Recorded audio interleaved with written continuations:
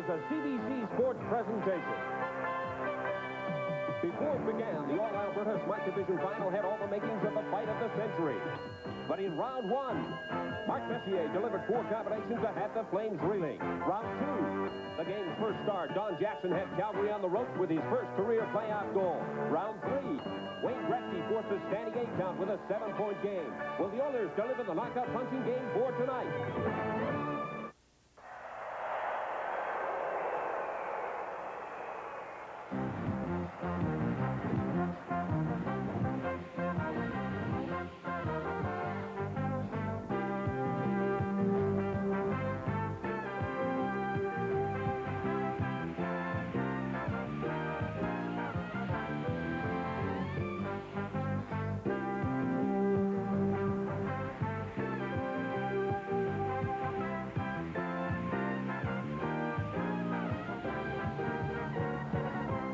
Live on CBC, Hockey Night in Canada, brought to you by Molson, bringing you the finest in hockey broadcasting for 25 years. Canadian Tire. There's more to Canadian Tire than tires. Canadian National, in business for Canada. Esso, responding to your needs makes us better. You make us better. And by Ford of Canada. At Ford, quality is job one right down the line. The fans are filing into this grand old building to see an NHL playoff game, maybe for the final time. Next season, the Flames will probably play in the brand new Saddledome. Hi, everyone, and welcome to Game 4 in the Smite Division Final from the Stampede Corral in Calgary. With me now, Howie Meeker. Howie, fair to say the Edmonton Oilers have dominated this series from the opening whistle. No doubt about it. They have great skills. They're using those skills. They're working hard and playing loose as a goose. In order to win, Calgary has to win face-offs. Watch this. Here they lost it. Look at this between the legs pass. Watch the off the board pass. Now watch this check. Calgary has to finish those checks, take the man off the puck. Now when there's loose pucks, there's no reason in the world why Calgary shouldn't get there first. They don't. Gretzky comes up with it. And a great pass to Messier, and they get their third shorthanded goal of the game. That is some record. Okay, thank you very much, Howie Meeker. Our Stanley Cup coverage on CBC will continue in just a moment. Boston. The Bruins open the scoring at the 5-minute mark of the first period. Barry Peterson passing to Rick Middleton, who puts it between the pads of Bob Sobey. Fifth of the playoffs of Middleton. 2-0 with a hotly contested goal. Peterson allowed to come from behind the net and knock his own rebound past Sobey. Buffalo contend interference, but the goal is allowed. Still in the first period, and the Sabres score in the power play. Gilbert Perreault with the shot, deflected by Paul Sear behind Pete Peters. Now in the second period, Boston 2, Buffalo 1. In the Patrick Division Final, Game 4. In the second period, George McPhee has scored for the Rangers. They lead the Islanders 1-0. In the North Division, Brian Bellows has scored. The North Stars are in front of Chicago 1-0 in the second period. Right now, let's get a comment from Jim Robson and Gary Dornhofer. Thank you, Steve. Gary Dornhofer, you've played in 80 Stanley Cup playoff games.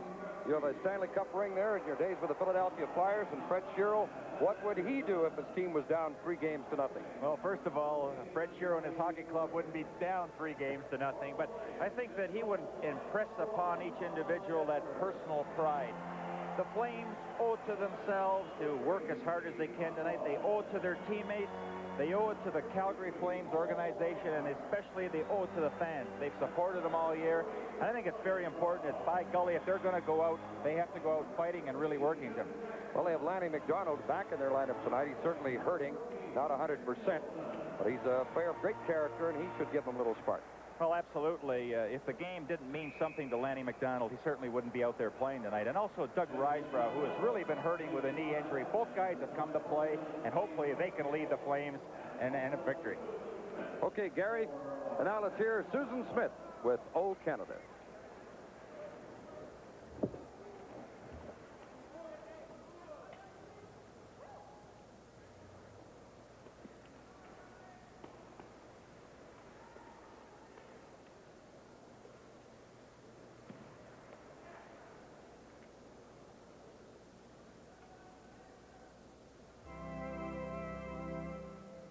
Oh, Canada, how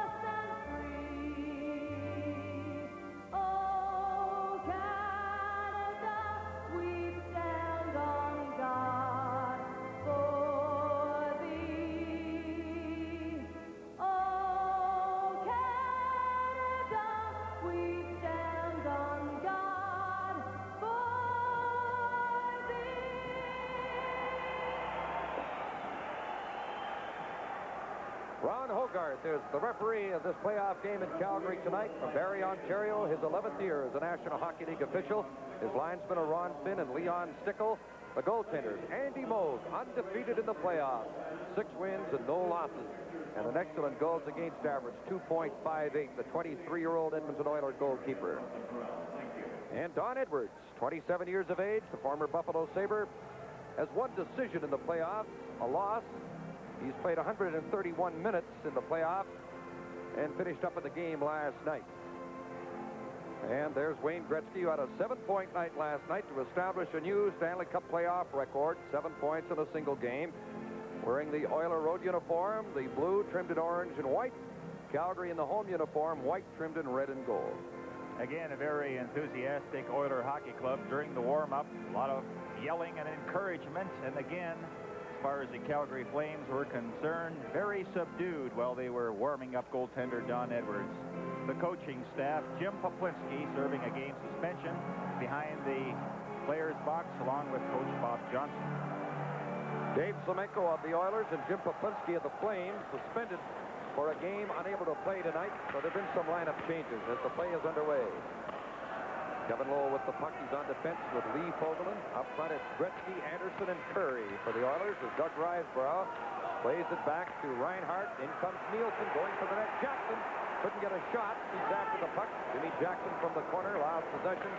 And Edmonton start out as Gretzky comes to center with Anderson. 2-on-2. Gretzky shoots. Edwards got a piece of the shot. Reinhart goes to the puck. On the boards for Ken Nielsen. That shot of Gretzky's may have hit the post. Now he gets another chance.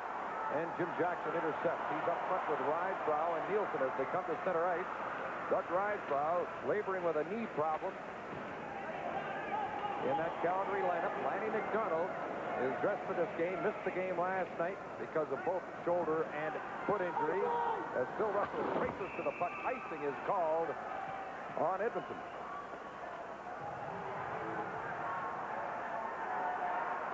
Now tempers a little high as Anderson hit Russell against the boards.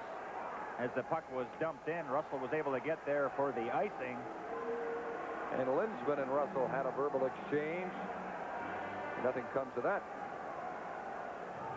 You know, it's important that Russell plays that hard-hitting game. He has not had a good series against the Edmonton Oilers, especially after coming off such a good series against the Vancouver Canucks. Coach General Manager Glenn Sather, he would like to see it end tonight. Give the Oilers a couple of days off and then 6 days of practice waiting for the next series to resume. But again, he had mentioned that, look, we can't get into any bad habits. Let's not get lackadaisical or figure we got the series won. We have to go out there and work and earn it. 1 minute gone, no score. Huddy slides it up. Brought to center by Coffey. In on Eloranta. Coffey shot. Turned aside by Edwards. Eloranta missed the puck. Hislop picks it up. Rolls it to center for Mel Bridgman. Intercepted by Ken Linsman. Back to Huddy. More checked by Bridgman. Now Coffey to Huddy. That's the defensive pair for Edmonton, but the Flames do some good forechecking. Hislop and Bridgman in there. Now Meredith, number 25, going to the puck. Behind the net. Hislop failed to come out in front. And Edmonton starts back. Willie Lindstrom shooting the puck in. Linsman racing after it. Tapped away to the corner. Mark Messier tried to kick the puck loose. Lindstrom picks it up. Back to the point to Huddy. Rough in front of the net as Edwards chops at Messier. Meredith gets the puck out. It hopped away from Bridgman. Coffey back for the puck. Paul Coffey, the highest scoring defenseman in the NHL. Lost control of the puck. This is Kevin LaValle. Shoots. Went high. And the puck bounces right up into the seats. And now a Stanley Cup update. Here is Steve Armitage. Another power play goal for Buffalo has tied the game at 2-0 with the shot of Dale McCourt. Scores on the rebound. Boston take the lead on Rick Middleton's second goal of the game, his 6th of the playoff. He fires in front, and it deflects off Housley's skate. 3-2 Bruins in the second period.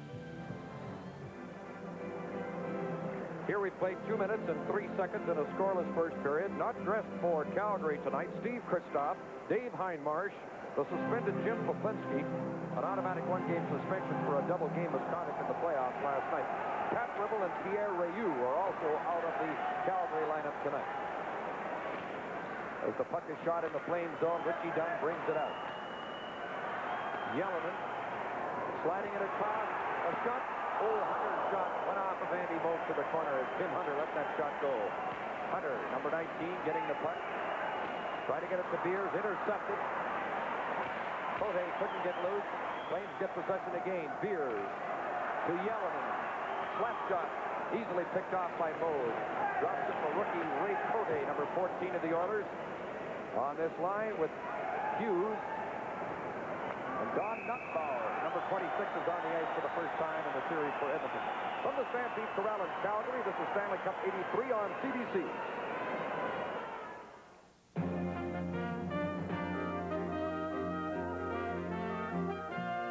Crisp, crunchy peanuts. Thick, rich, hot fudge. The Dairy Queen Peanut Buster Parfait. Layer after crisp, rich, cool, and creamy layer. The Dairy Queen Peanut Buster Parfait.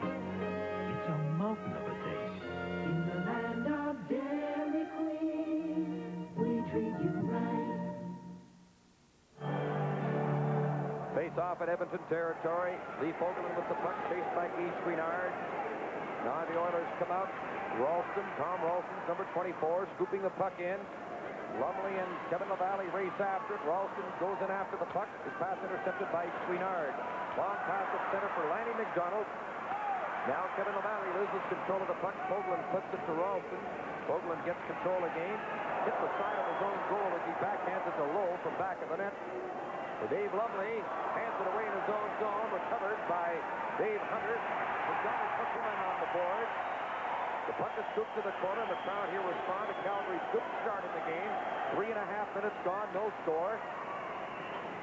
And the Oilers have scored the first goal in every game of the series, leading 3-0. 3 convincing victories. Chouinard between LaValle and McDonald coming out. Chouinard with the puck.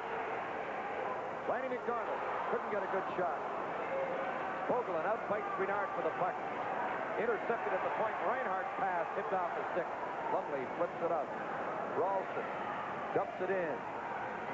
Conroy and Reinhardt, the Calgary defense, as Reinhardt goes to the puck and Gretzky moves after him. Rysbrough couldn't get the pass off his skate. Reinhardt at center with the puck. Brings it in. Tried to poke it to Jackson, going in on goal, and it was steered away by Alaranta, and a hooking penalty is called. Calgary will go on the power play. Tonight's Stanley Cup playoff game is coming to you from Calgary. This is the new size Ford LTD. When we redesigned it for 1983, we wanted more than just comfort and quiet. We wanted fast responses. So we used gas-filled shocks, struts, and stabilizer bars for sure-footed road holding and responsive handling. The new size Ford LTD. Comfort when you want it, response when you need it. Have you driven a Ford lately?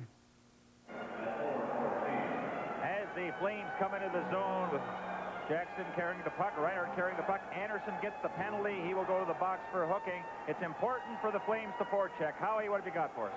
Well, it certainly is. Calgary is finally sending 1 man in, and then 2 men, and then 3. They're applying some great forechecking pressure, and they'll come up with the puck, and if they don't come up with the puck, they're going to force the Oilers to take a penalty. There's that 3rd man in. For the first time in this series, they're sending someone in to do the forechecking. Oilers are, of course, very dangerous while shorthanded. 7 shorthanded goals already in the playoffs. 4 in this series. The way things have been going for the Flames in the power play, you wondered if maybe they would like to decline the penalty. But this is important, Jim. The Flames have to score that first goal. From the point, Reinhardt puts it across to McDonald. Nielsen to McDonald. Scramble, loose puck. Messier made a very clever play to get the puck, but couldn't get it out. Alaranta keeps it in. Nielsen checked along the boards by Coffey. Messier gets the puck out. Gretzky going after it. Throws Reinhardt. Edwards comes out to play the puck away from Wayne Gretzky. Alaranta, Reinhardt playing the point for the Flame power play. Nielsen, Bridgman, and McDonald up front as Alaranta carries the puck in. Off the boards for Mel Bridgman. Going in against Kevin Lowe. McDonald from the corner. Bridgman from back of the net. Kent Nielsen. Now Alaranta. Reinhardt the other point man. Nielsen shoots. Moog made the save, and there's a penalty coming up as Lanny McDonald was hooked by Gary Curry, and Calgary will have a two-man advantage for the next 43 seconds. I remember in Game 3 when the Calgary Flames had a 5-minute advantage and they ended up being behind by a 1-0 count. Let's keep an eye on McDonald in the slot area as Fogelin will draw the penalty for cross-checking, and you won't get a better opportunity than what the Flames will have right now. 2 minutes for cross-checking. The time of 5:32. Fogelin it was. I called Curry, who was standing beside them at the time, but it was Fogelin who gets the penalty, knocking McDonald down. Now, one thing that Coach Glenn Sather mentioned about the Flames when they have two-man advantage, they set up a pick, kind of screen them out like they do in basketball. That'll allow the man to come out of the corner or even set up that slot man. But look for the Oilers to play in some semblance of a triangle, and the Flames moving in with their two top point men, looking for a good shot. Important to screen goaltender Andy Moog. Ken Linsman and Mel Bridgman on the faceoff.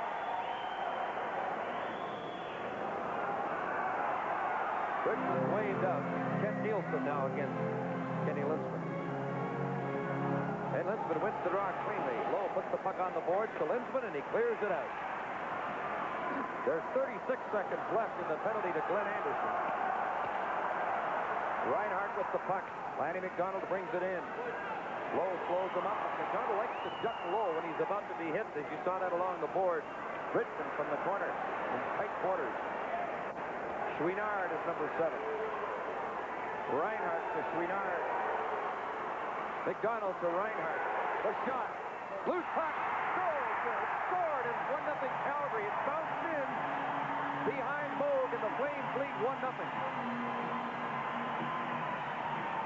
First time against the Edmonton Oilers that the Calgary Flames have been able to get that first goal, but the traffic in front of the net as Bridgman was set up in front. The shot by Reinhart. Now look at Andy Moog. He's trying to look around.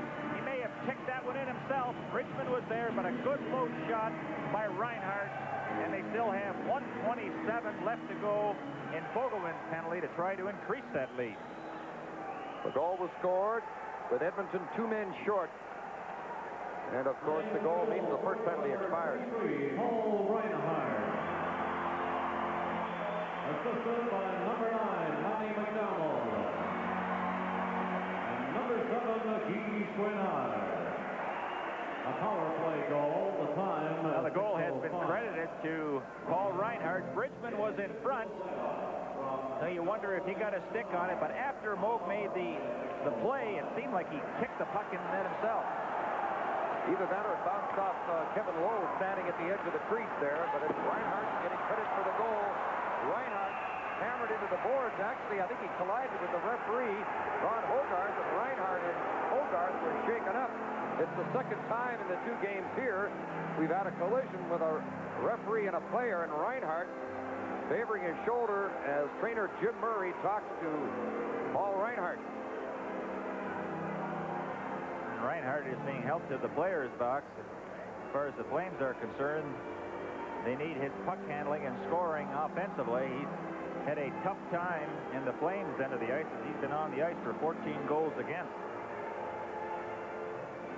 Ron Hogarth got out of that one in pretty good shape.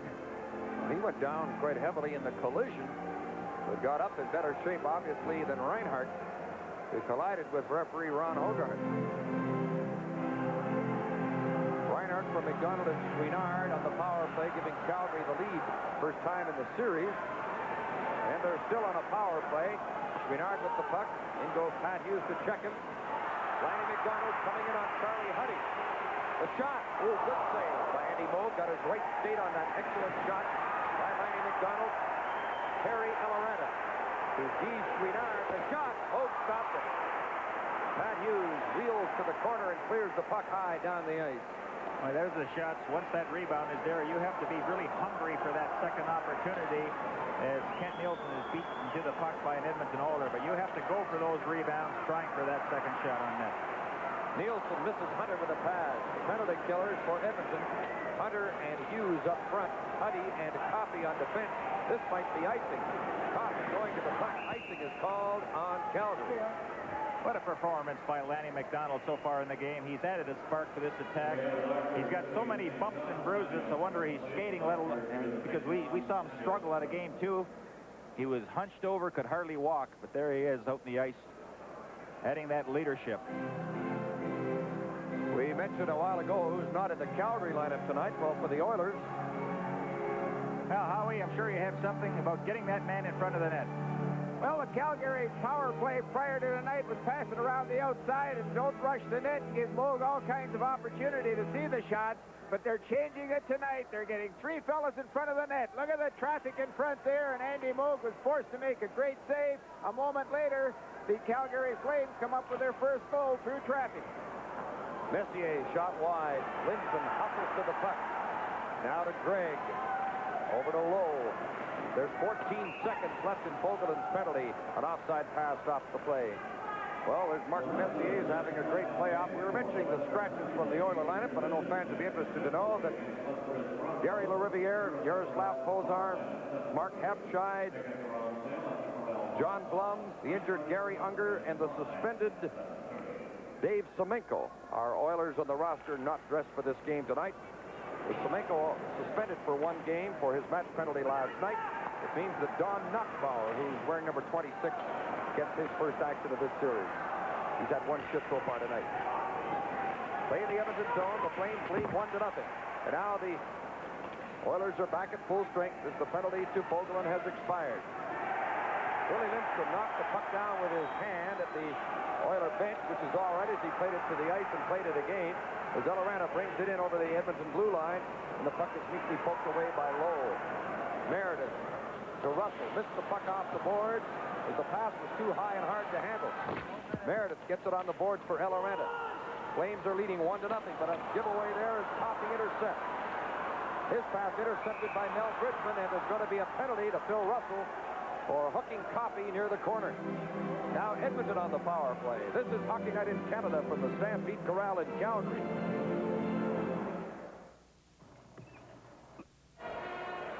Now, Phil Russell will get a penalty on the hooking call against defenseman Paul Coffey, and we'll have an opportunity of watching the Oilers on the power play. They have struggled. Only 2 goals and 12 chances in this series.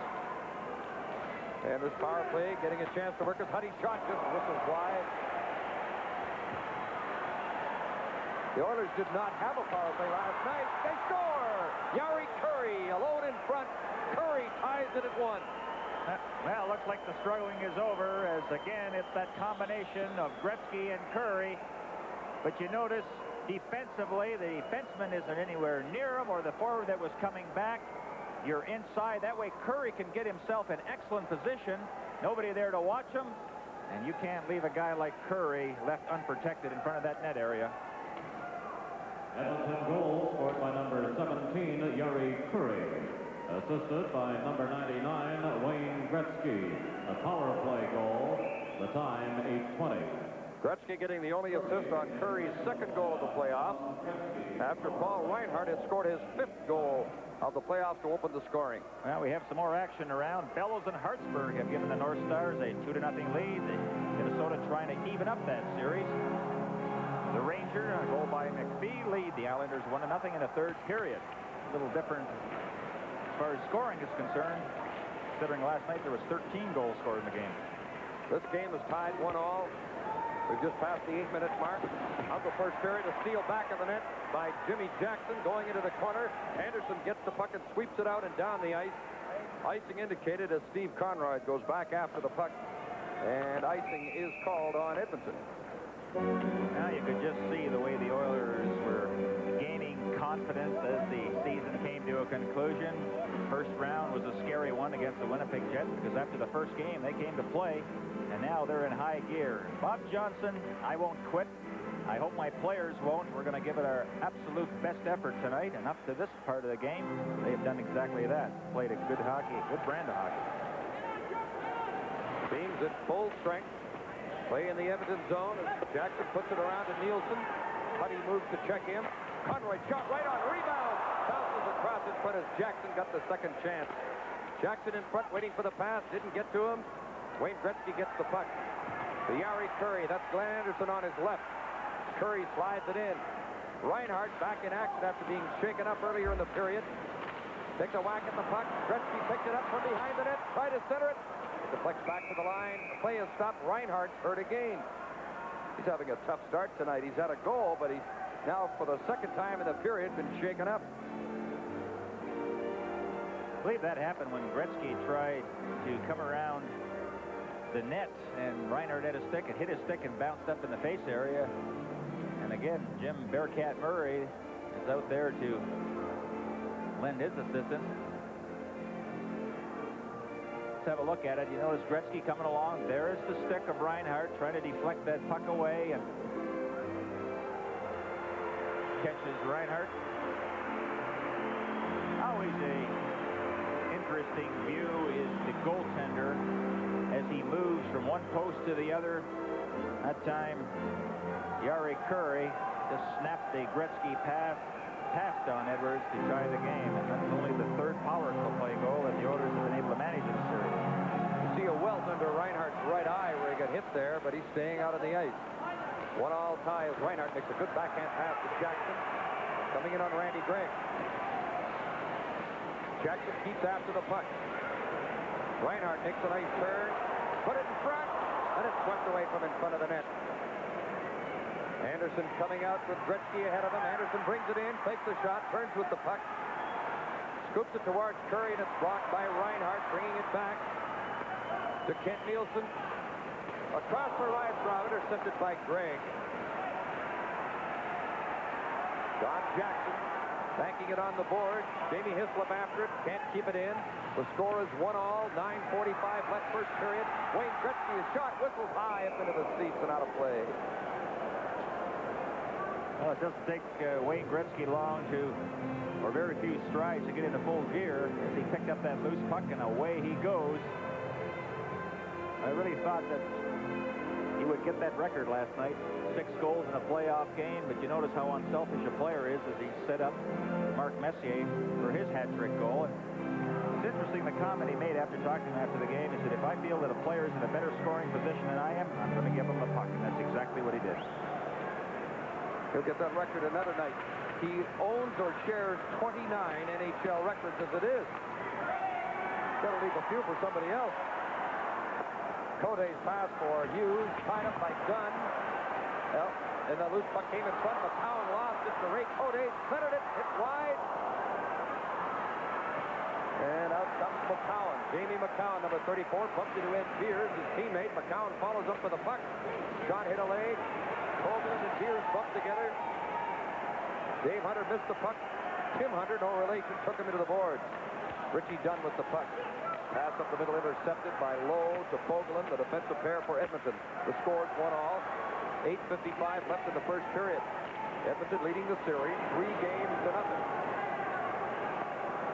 Calgary battling to survive and prolong the season. Don Edwards taps it aside for Eloranta, who's on defense with Russell.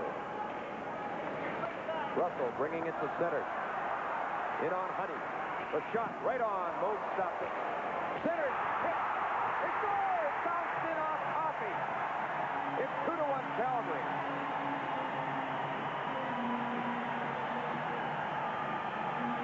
Jim, we've talked the whole series, the importance of that second man heading for the net. Now, it looked like a harmless play. The rebound's there. Russell, the second effort, gets it in front. But who comes in? Lanny McDonald plays that old bank shot off the body of Paul Coffey. And suddenly the Flames have gone into a 2-1 lead. Looked like it might have hit him on the forehead and bounced straight into the net. I think Mac will take that one. Scored by number 9, Lanny McDonald. Assisted by number 5, Phil Russell. And number 20, Kerry Alonso. The time, 11:32.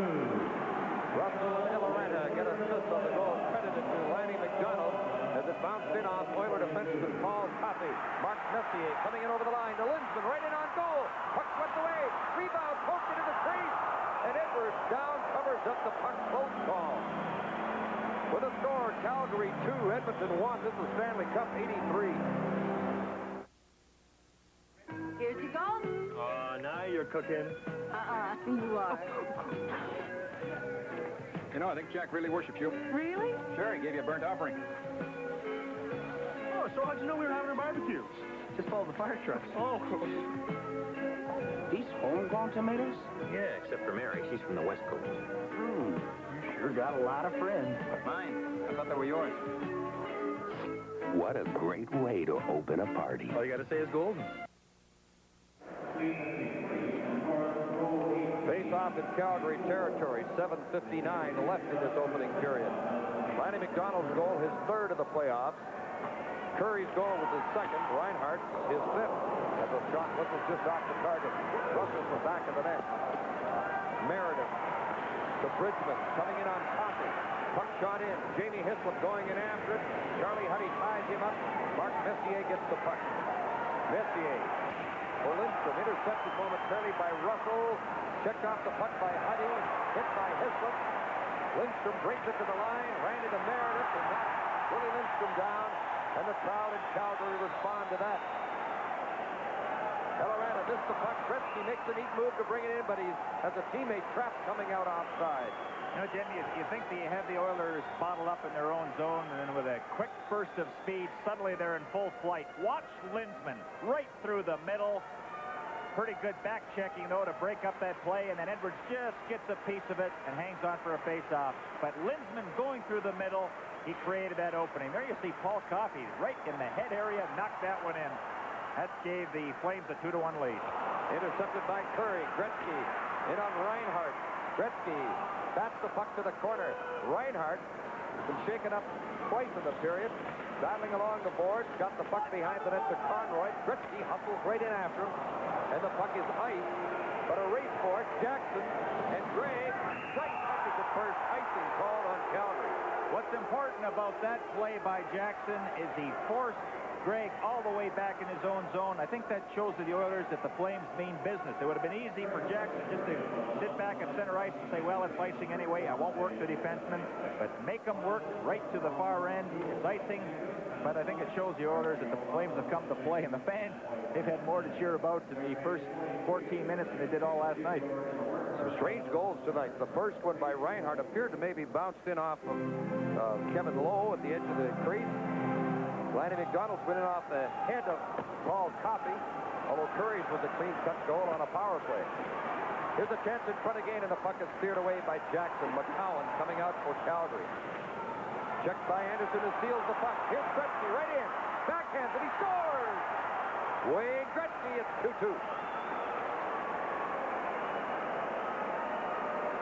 You just can't make mistakes like that in your own zone. Fool around with a puck at the blue line, because when Gretzky's out in the ice, he hangs behind. He was ready to come back. He saw that teammate might have got the puck, and sure enough, it came right to Gretzky on the backhand, just over the glove of Don Edwards. But McCowan, my goodness, just dump it off the boards or get it in the center ice area. And the Flames, they paid severely for that one.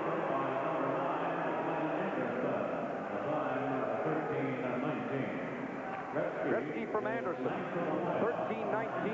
the time of Edmonton's second goal. Eloranta brings it in. Tripped up, Gretzky goes to the loose puck. Gretzky with a goal and an assist already tonight. Now has 19 points in 7 playoff games. Well, actually 7 and part of an 8. Curry coming in. Drop pass, tipped away by Eloranta. And the puck slides back up to center ice. That was right the first time. It's 7th. This is the 7th playoff game, as they had 3 with Winnipeg, and this is the 4th with Calgary. Makes that Gretzky total even more impressive. McCowan getting the puck. Pass picked up by Yellowman. Doug Carey Yellowman bumped off the puck at the Oiler line, and it's shot in offside. Hockey Night in Canada will continue in a moment. When you buy a new car, you want to keep it looking new. And that's easy with Armor All. Face-off in Calgary territory. The Flames have outshot the Oilers 12-5 so far in the hockey game, but it's a 2-2 tie. A loose puck in front, covered up. And on that play, young Ray Cody, number 14, moved right to the front of the net. Now some extra after pushing and shoving. Now they skate away from that.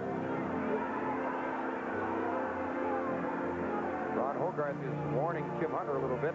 The weather in Calgary, if those of you in eastern Canada shoveling a little snow are wondering, 19 degrees and sunny in Calgary today. And I imagine it was nice in Pincher Creek, too. That's where Ray Cote is from. Not too far from here, towards the Rockies. He's centering a line of Dave Hunter and Pat Hughes. Bill Russell with the puck. Yellen's weak pass picked up by Eloranta. The score is 2-all as he passes for Beers too far ahead. Moog, unbeaten in the playoffs, leads the puck for Kevin Lowe. Nice pass, just picked away from Hunter as he was trying to get loose. Tim Hunter lost the puck in his own zone. Hughes shoots, it deflects just wide. Puck centered, tipped around on the boards. Hughes and Beers after it. Back to Lee Fogelin. To Pat Hughes. Passing into the corner. Puck tipped in behind the net. Russell hustling after it. So is Hughes, and the puck flips over the glass and out of play. Live from Calgary, the Stanley Cup playoffs.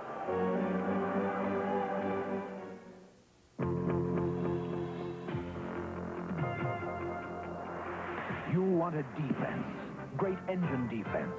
So we made our motor oil better. SO Uniflow, our best motor oil. SO Uniflow gives better defense against heat, against corrosion, against engine wear.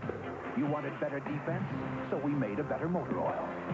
SO Uniflow. You make it better. Linsman and Bridgman facing off in the Calgary zone in this 2-2 tie. Reinhart and Curry each scored power play goals. Reinhart when the Flames had a two-man advantage. Since then, McDonald and Gretzky have scored. It's 2-2. 4:57 left in the first period. Now Messier and Bridgman. But Bridgman's waved out. So Ron Finn will drop the puck this time between Messier and Lanny McDonald. Mark Messier wins the draw. Linsman with the puck. Intercepted by Bridgman. Couldn't get it out. McDonald ran Linsman, who's hanging on to McDonald's stick, getting away with it. And the crowd reacts to that as the puck is finally cleared out by Hislop. This very fast line for the Oilers. Linsman, Messier, and Lindstrom, and Coffey, a very fast skater, joins them, carrying the puck in. Intercepted by Hislop. His pass fails to click. Coffey taking the puck.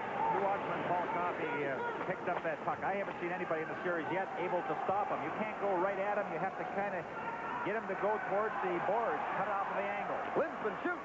Good save by Edwards. Hislop put it back of the net. Linsman gets to the loose puck. Hit the side of the net. Reinhart from back of the goal. Into the corner to Jamie Hislop. Bumped by Mark Messier, and the puck goes to center ice to Coffey, to Huddy. Charlie Huddy drives it in on the net. Don Edwards stopping it. Reinhart scooping it to center ice. 2-2 tie, 3:54 left in the period. Steve Conroy from back of the net. Gretzky, Curry, and Anderson now up front for Edmonton. Greg and Jackson, their defense, as Don Jackson comes up with the puck. Passes in front of the net to Glenn Anderson. To Yari Curry, nice move to get away from Jimmy Jackson. Here comes Gretzky in on Conroy. Good pass. Curry backhands it. Edwards down, made the save. Gretzky with the puck again. Back to the line to Randy Gregg. Dr. Gregg puts it in front. It went off the skate to Edwards, covering it up. Now, Coach Bob Johnson said his team has to be physical, and at times we've seen it. Howie? Gary, you're certainly right. Calgary's really come to play. Watch this body check. Bridgman, I think it is, just finishes the check right against the board. Here's something that hasn't happened today. Look at this one. Just a dandy. Calgary keeps playing like that, we're going to have a barn burner. Well, former Flame coach Al McNeil said after last night's game, we expected a barn burner, but the Oilers burned our barn. That was last night in that 10-2 Edmonton victory. 3:20 left in the first period of this 2-2 tie. Gretzky facing off against Ricebrown. Gretzky wins the draw. Anderson shot off the target. Jackson with the puck. To Kent Nielsen. This is Ricebrown with a pass.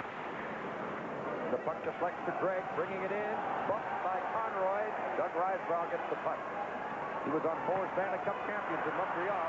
Now to Jackson. Coming into the Oilers zone. Drake took him off the puck. Jackson gets it to Reinhardt. In front, Reinhardt shoots. Oh, he missed the net. Loose puck at the side of the goal. Reinhardt tried to dig it out. Drake gets the puck.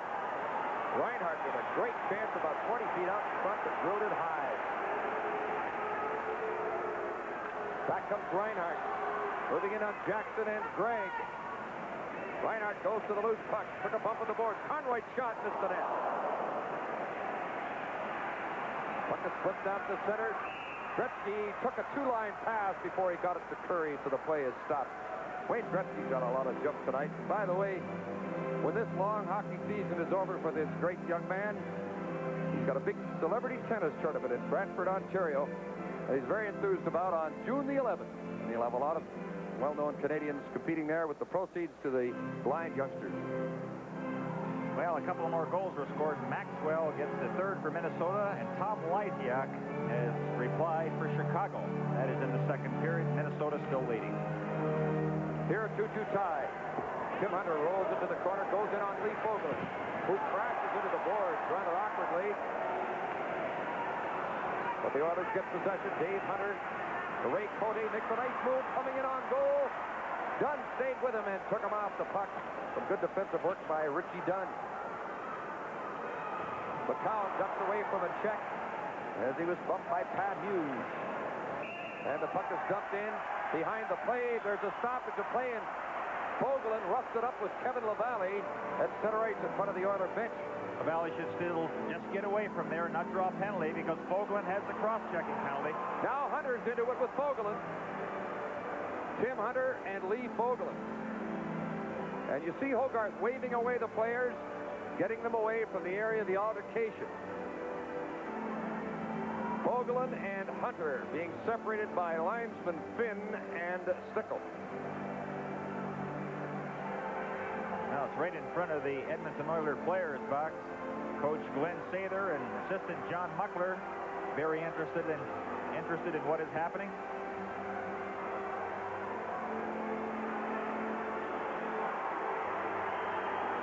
So both players will go to their dressing room, which would indicate major penalties. Fogelin and Hunter. And now a Stanley Cup update. Here's Steve Armitage. It's 4-2 Boston in the third period. Peterson passing in front. Krushelnyski will take it. Here's the pass from Peterson. Krushelnyski being shoved out of the way now. Just wheels, turns, and beats Sauvé right there. 4-2 Bruins early in the third period. Of course, the Boston Bruins are looking for a split in Buffalo, which would tie the series at 2. Seem to be on their way to doing exactly that. Well, in our next intermission coming up, we'll go live to Buffalo for the action of the Bruins and the Sabres. And here referee Ron Hogarth is sorting out penalties. The initial altercation involved Fogelin and LaValle. Kevin LaValle is going to the penalty box. Fogelin and Hunter were sent to the dressing room. And the question is, was Hunter a third man in?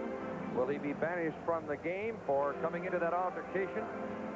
It has to be the opinion of the referee in that case, whether he interprets it that way. And Lanny McDonald's doing a lot of arguing, and Hogarth, the referee, is waving McDonald and Hughes away as he continues to talk with his line. Just what we were talking about there, Jim. When Fogelin had the penalty for cross-checking, LaValle went back at Fogelin. That's when he has to stay away. He has to realize that his man or his team will be able to go on the power play. Instead, you retaliate, and then you draw a 2-minute minor yourself. To use a little bit of discipline in that area. There's always a time as the game progresses to even the score. Speaking of evening the score, it's 2-2 right here late in the first period. And many here speculating that this could be the last game in the old Stampede Corral, which has been an excellent building. Great place to watch a hockey game, but just a few yards away, the big Saddle Dome is under construction, and they have penciled in October 15th as the magic date when the Flames hope to open their schedule next season at home in the Saddle Dome. Here are the penalties. Edmonton, number 2, Lee Fogelin, 2 minutes for cross-checking and 5 minutes for fighting. To the Flames, number 19, Tim Hunter, 2 minutes for roughing and 5 for fighting. And to the Flames, number 15, Kevin LaValle, 2 minutes The time, 18:01. So you hear the penalties called. The Flames do a little arguing about it, and Lanny McDonald goes over along with the referee Hogarth. Now, there might have been a mistake there because there appears to be some communication going on, so perhaps the announcement was not the same as Ron Hogarth handed out the penalties, because there seems to be some confusion there yet. But no indication of a third man in, game misconduct to Tim Hunter. But now Russell and McDonald continue to talk to Hogarth. The off-ice officials are from Vancouver, as during the Stanley Cup playoffs, they bring in those officials from other cities around the league.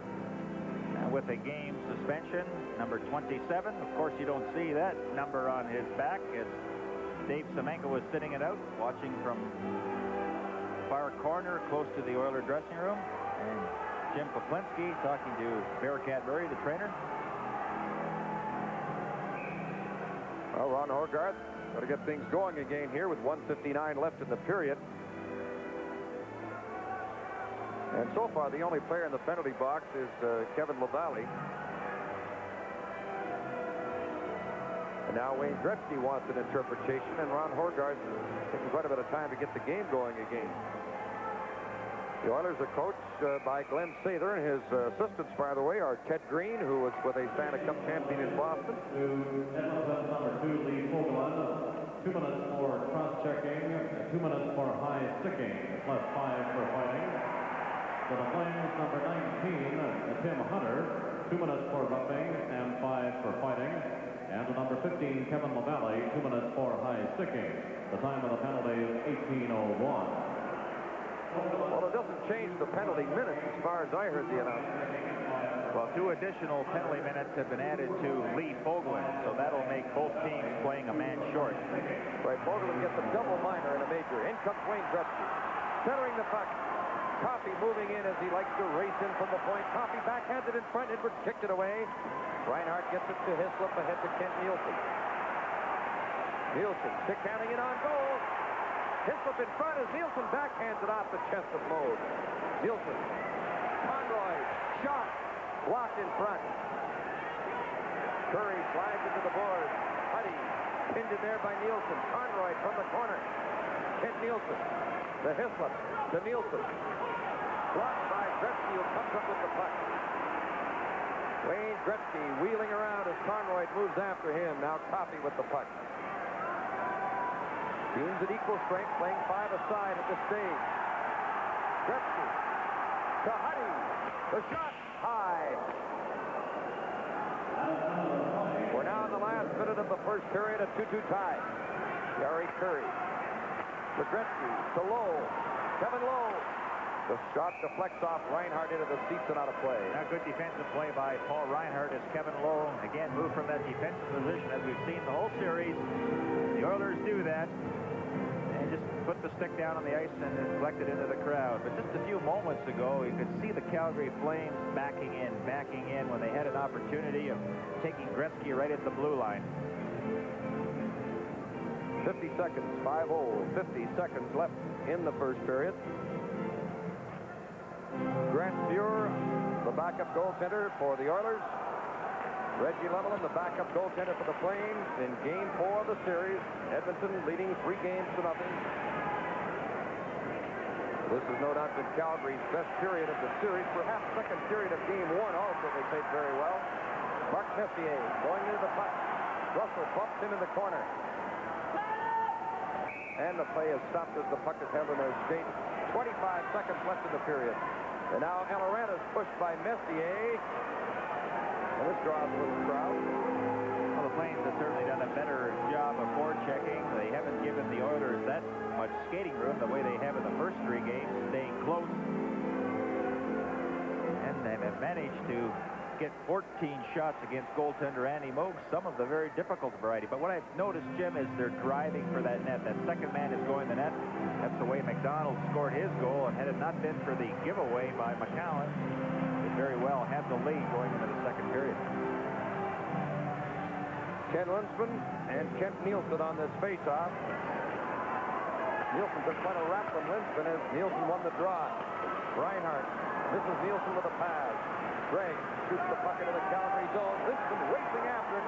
Reinhardt with him. And he just did get a piece of him as Conroy got the puck. This one from Nielsen. Come to center. Nielsen a long drive wide of the net. 5 seconds left in the period. Low from back of the net, just killing the remaining seconds. And there's the siren to end the first period. So the score at the end of the first period, Calgary 2, Edmonton 2.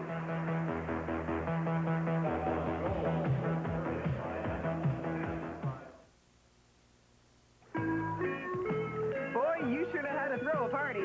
Well, it's on the wrist. Hi, I just moved in that storm. Here, blow a cup of golden. Thanks. On my watch? You swim a lot? Oh, just enough to keep from drowning. So, you're an old friend of Bob's. Oh, sure. We go back, must be an hour. What a great way to open a party. All you gotta say is golden.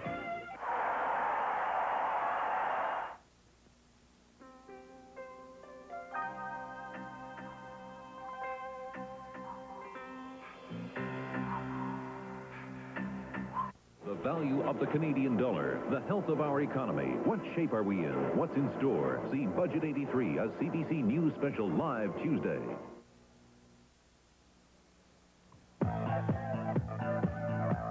Yet another record last night in Game 3 for the Oilers' Wayne Gretzky. 4 goals and 3 assists, a 7-point night, and that's a Stanley Cup playoff record. Wayne, in the first 2 games of the series against the Calgary Flames, you seemed to have your problem. What did you do differently last night? Well, I think that last night was just one of those nights that things seemed to go my way. The team has played well the whole series, and unfortunately our line hadn't contributed a whole lot offensively, and we knew that it was just a matter of time before we got it going, and Anderson and Curry are good hockey players, and we seemed to put it together last night. At any point, were you beginning to doubt yourself? No, I don't think so. I think that the only time that I start to worry about scoring goals and getting assists and helping other people put the puck in the net is when we're not getting opportunities, when we're not skating. And we felt that we had some chances that the puck wasn't bouncing for us right away, and if we kept working hard and kept skating, that eventually things would start going our way.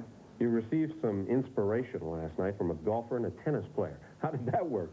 Well, it just seemed to be one of those days that watching TV that people I knew were fighting for championships, and of course Jimmy Nelfer and Carleen Bassett were doing very well, and we had hoped that they were able to win, and they came very close, and it just seemed to get us a little bit more excited.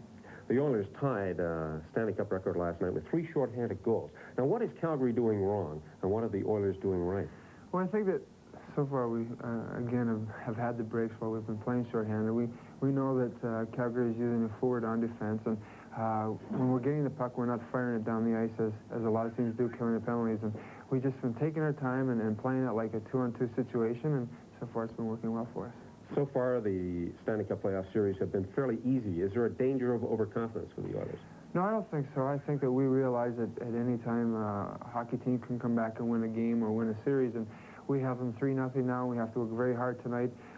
Calgary is not a quitting team. They have a lot of character. People, McDonald, Riseborough, Reinhardt. We have to come out and give it our best shot, and we want to try to win every series as fast as possible to rest up and prevent from injuries. Do you have a preference, Chicago or Minnesota? No, I don't think so.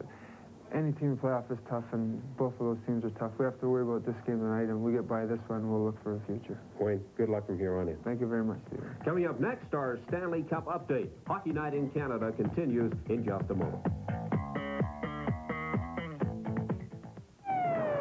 Hold it. You ain't going home just yet. I got me a big muffler problem here, boy, and you Top Guns are going to fix it. Ah, yes. Very fast.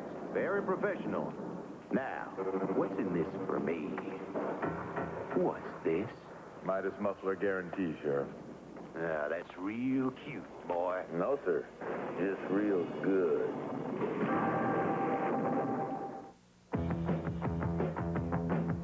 We're tied at 2 after 1 period here in Calgary. Reinhardt and McDonald for the Flames. Curry and Gretzky scoring for the Oilers. 2-2 after 1. And now we're going to take you to the Buffalo Auditorium. where the Boston Bruins are playing the Buffalo Sabres. It's been a very entertaining game so far. That's our Stanley Cup update game. We are going to go live. Play there now is in the third period.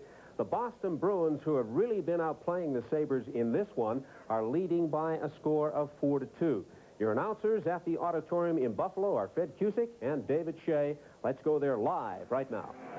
Kluzak and Ruff in for 5 minutes each for fighting. Penalties coming at 9:42. Lindy Ruff got the first few punches in and actually got a good hold of Kluzak's jersey. He'll need a new sweater when he comes back out, but Kluzak came on strong at the end of that exchange. Kluzak looks like he's wearing a cardigan sweater rather than a pullover. And Kluzak will head for the dressing room to get a new jersey. Gord Kluzak. What an outstanding job he has done, called upon. Seen limited service throughout the season, but in the playoffs with Milbury hurt, he's done a job. The puck is back to Height. Screen shot misses, and Krushelnyski able to clear it out. Over the line, Mike scored a big goal at the start in the first minute of the third period. The Bruins broke 3-on-1, seemed to foul up the play. Peterson kept it going, got it to Krushelnyski, and with the big reach, he evaded a Sabre and put a backhander by Bob Sauvé. Halfway through the third period, Boston leads 4-2. Lindy Ruff, I think they're checking his eye. His right hand a little sore. He's had a lot of battles. And I tell you, Kluzak really connected.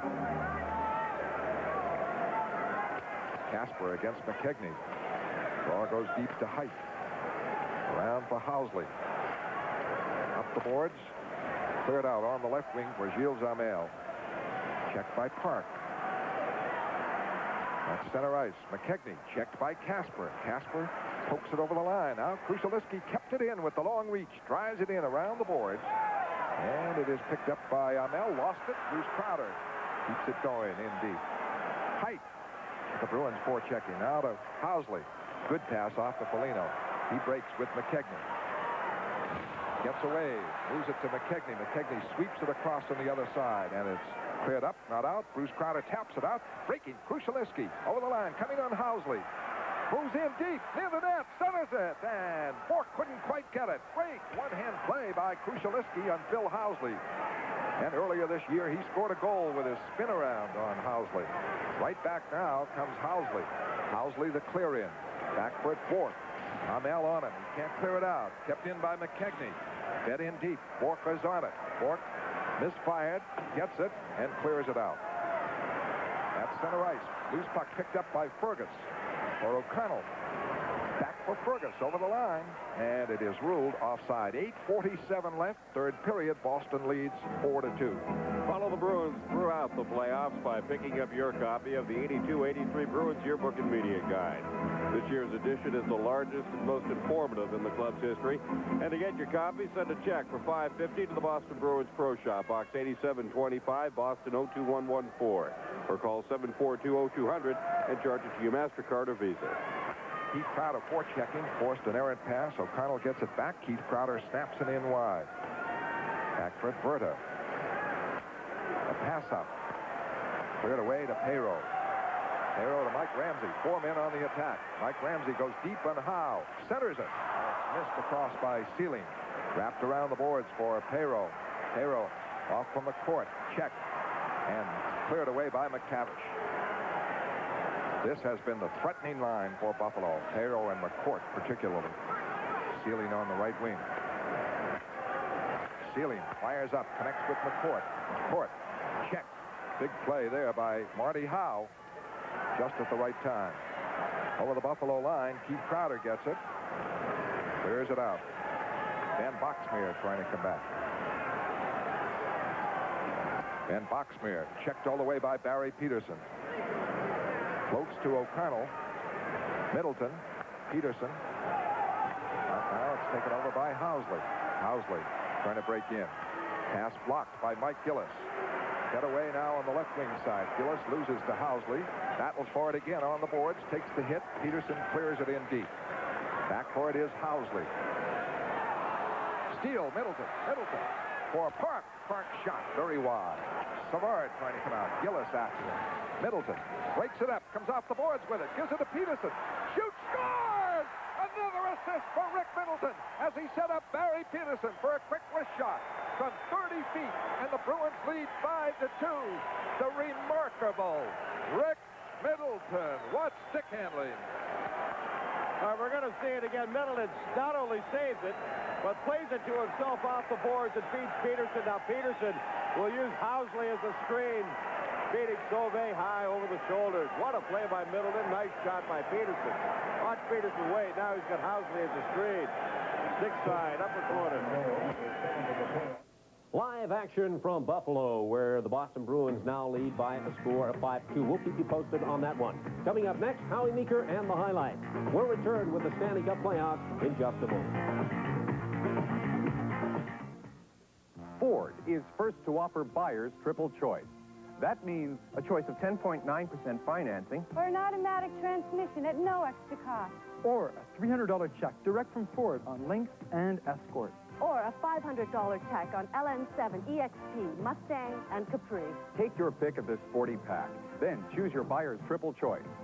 See your participating Ford or Mercury dealer for details today. He'll give you quality, value, and choice right down the line. All competitors, please report to the registration. 350. Gotta see this. Come here. Force feed. Hey, that's our song. Now that's a good start. When you're hearing that song, Molson Light has got heart. It's like taste has got heart. Molson Light has got heart. Molson Light has got heart. Heart. Join the movement to Molson Light. Since Country Canada first visited Ken Riddell's beef farm, things have changed. In the last 2 years, the whole thing is gone. What happened between then and now? Country Canada, Sunday. After one period of play here in Calgary, we're all tied at 2 shots on goal in that period, 14-10 in favor of the Flames. Howie Meeker, Paul Reinhardt's goal, a good example of how to work the power play. Well, certainly the Flames are moving the puck to the open man, and they're moving it firmly and crisply, and that's the big difference. And then they're getting someone in front of the net to screen, and that's something they didn't do before. Here I'd like to show you this. There's the inverted triangle. A lot of teams try to kill the penalties by putting 2 men back in front. See how 3 men are open in front of the net? Now, here comes the shot, and look at in front of the net. Some pretty heavy traffic. Bridgman's in there, and I think he might have got a bit of it, but there were all kinds of Calgary players there looking for a rebound. Well, Wayne Gretzky, the great one. I'll tell you right here, that puck should have been just dumped out into center ice, and the trailing man should have been behind the puck carrier. You just can't fool around at the blue line like that. Bottom of your screen is Mr. Gretzky, and he gets the puck. When does he have the puck?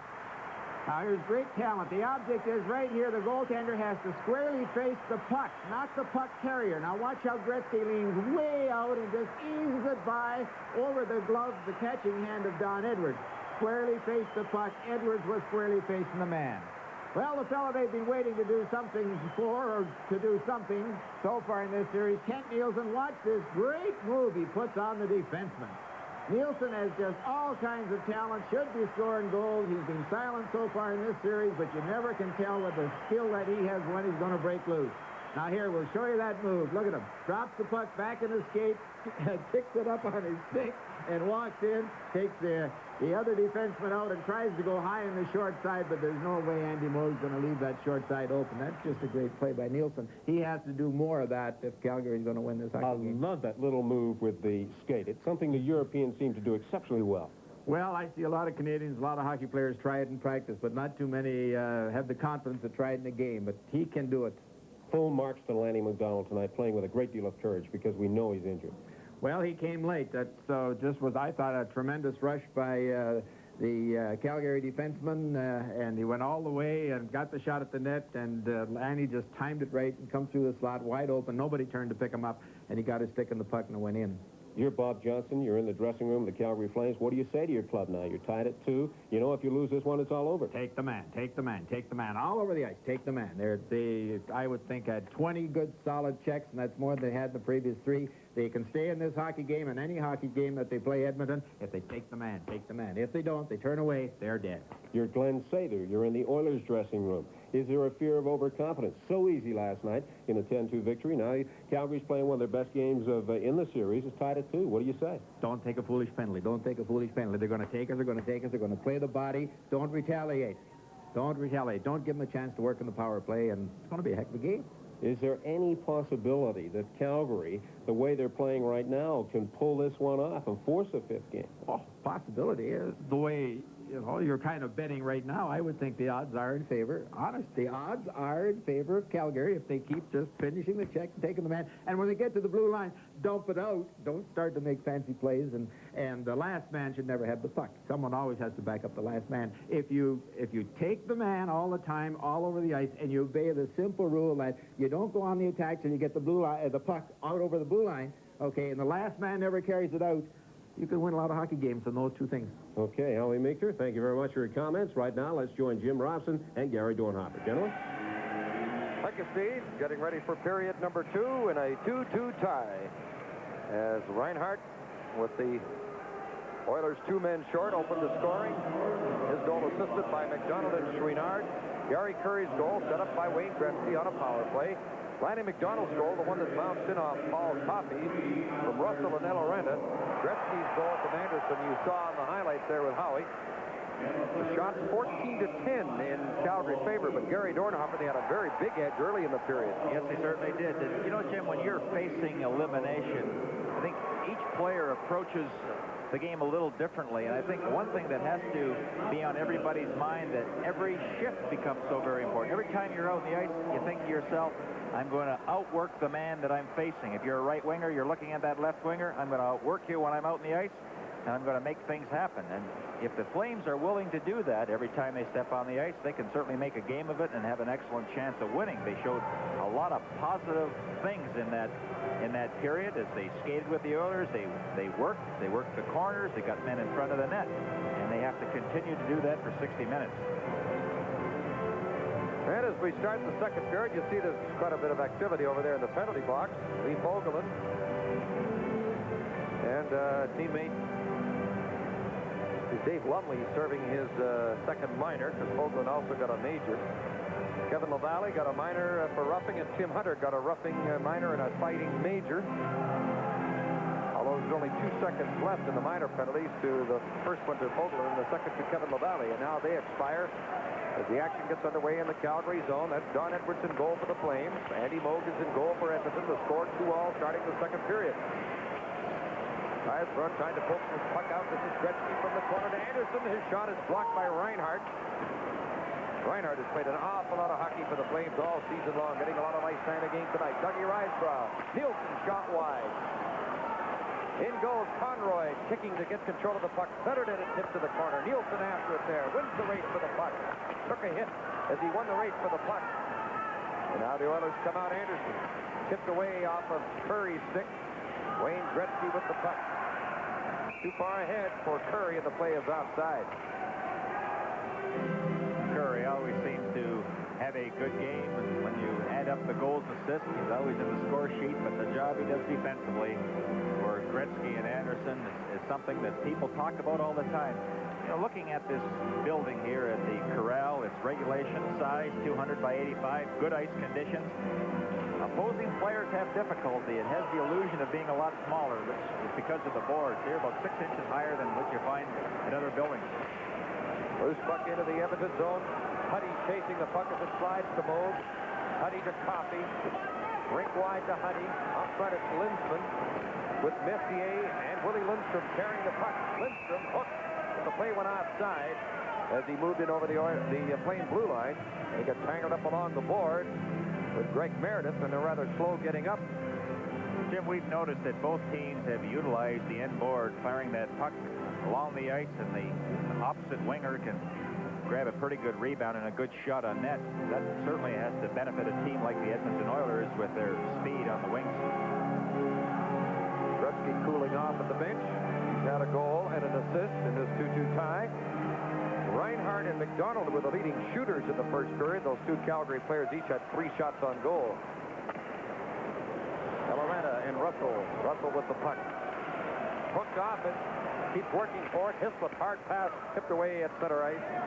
Messier plays it back to Coffey. To Charlie Huddy, the leading plus-minus player in the NHL. Now Coffey coming in quickly. Moving in on Eloranta. Centered the puck. Russell flipped it away. Didn't take any chances getting that puck out from front of the net. Now, one thing Lanny McDonald doesn't have to worry about, he doesn't have to face Dave Hunter of the Oilers. Johnson has moved him along his Bridgman's line. Lindstrom and Messier coming in. Messier in the front of the net. There's a chance for Willie Lindstrom. Oh, this puck is down. It bounces off the post. They finally cover it up. It's the little round black thing, boys. Boy, I thought Eloranta was going to kick that thing right into that. Anxious moment for Don Edwards and the Calgary Flames. Let's have a look at it as Lindstrom has a golden opportunity. It's centered in the front by Lindman. Now watch the puck heading for the net. Now Eloranta, he's right there. Watch what he does. Will I kick it in? Whoop. And Edwards is hollering, let me at it. Oh, boy, oh, boy. Gary Eloranta, who was with the St. Louis Blues in the playoffs last year after starting the season with Calgary, then came back to the Flames. That's Reggie Lemelin, the backup goaltender, and there's Don Edwards. 2-2 tie. Chance at putt for Lumley. Couldn't get a shot. Lumley and McCown battling as they go after the puck. Don Nuckbauer, number 26, to Lumley, back of the net. Lumley coming in front. And his shot dribbles through the crease. Nuckbauer's going to the front of the net. Getting a chance. Fighting for the puck. Tipped away. There's a penalty coming up. It'll be a Calgary penalty for a hook on Nuckbauer by McCown. The Oilers will go on the power play. From the Stampede Corral in Calgary, this is Stanley Cup 83 on CBC. Canada's weather can prey on your house and your house paint. The sun fades it. The heat peels it. The cold cracks it. The wetness rots it. Your defense? Don Nuckbauer, who's been inserted in the lineup because of the suspension to Dave Semenko, gets hauled down by Jamie McCowan, and the Oilers will again try the power play. And right now, their penalty killing, shorthanded goals, leads the power play by a 4-3 mark.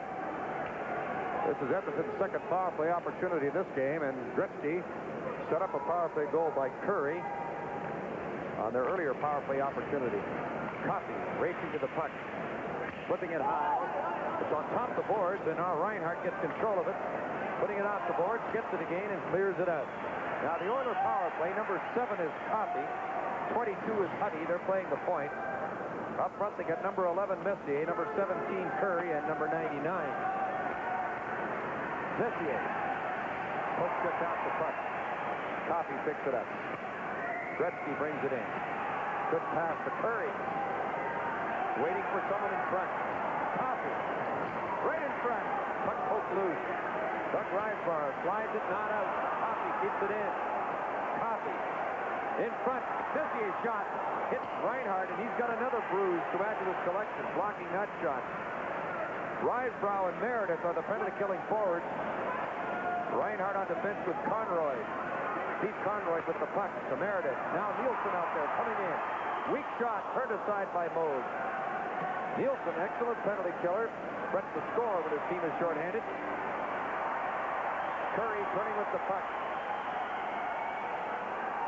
Pushing it to center ice, and Conroy with a little room to pass it now to Jamie Hislop. Makes a nice move. Mose steered it away. Gretzky turning with the puck. 37 seconds left in the penalty to Jamie McCown. Gretzky in on Reinhardt. The shot. Edwards stopped it. Gretzky tried to center it, hit Reinhardt. Gretzky puts it in front. Knocked down by Conroy. This is Mel Bridgman in on Kevin Lowe. Shot wide. Hislop goes after the puck. Now Bridgman from the corner. Calgary getting excellent penalty killing during McCown's penalty. Now Lowe gets the puck. 8 seconds left in this Edmonton power play. Kenny Lindstrom in on Reinhardt. Lindstrom, great speed. Good play by Reinhardt. Took him right to the corner. Took him off the puck.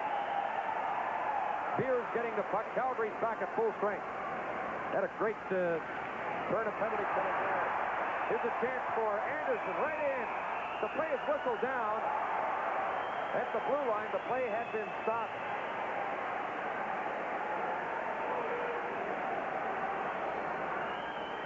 Now Willie Lindstrom trying to shake off the effects of that check right at the blue line.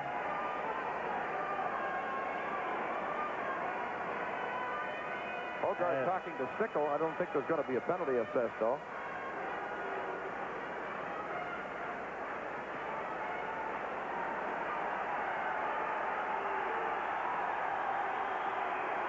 Now Lanny McDonald and Ken Linsman having a few words, and I believe Ron Hogarth has called a penalty against Ken Linsman. Tonight's Stanley Cup playoff game is coming to you from Calgary. Hey, it's a sizzling hot day in the cottage country. You lucky guys just to lace it in the sun. Here's one for you. That's my kind of music. When you're hearing that song, Molson Light has got heart. It is hard to go wrong. It's like has got heart. Molson Light has got heart. Heart. Join the movement to Molson Light. There's a penalty assessed here, although I didn't pick up the announcement. It's Linsman for delay in the game. And McDonald, they both draw penalties. Lanny McDonald and Ken Linsman each getting 2 minutes for delay of the game as we were trying to pick up the announcement on those penalties at 4:26 of this second period in a 2-2 tie. Chicago and Minnesota are tied 3-3 in the third period. Lysiak has tied that game up with his second goal of the game.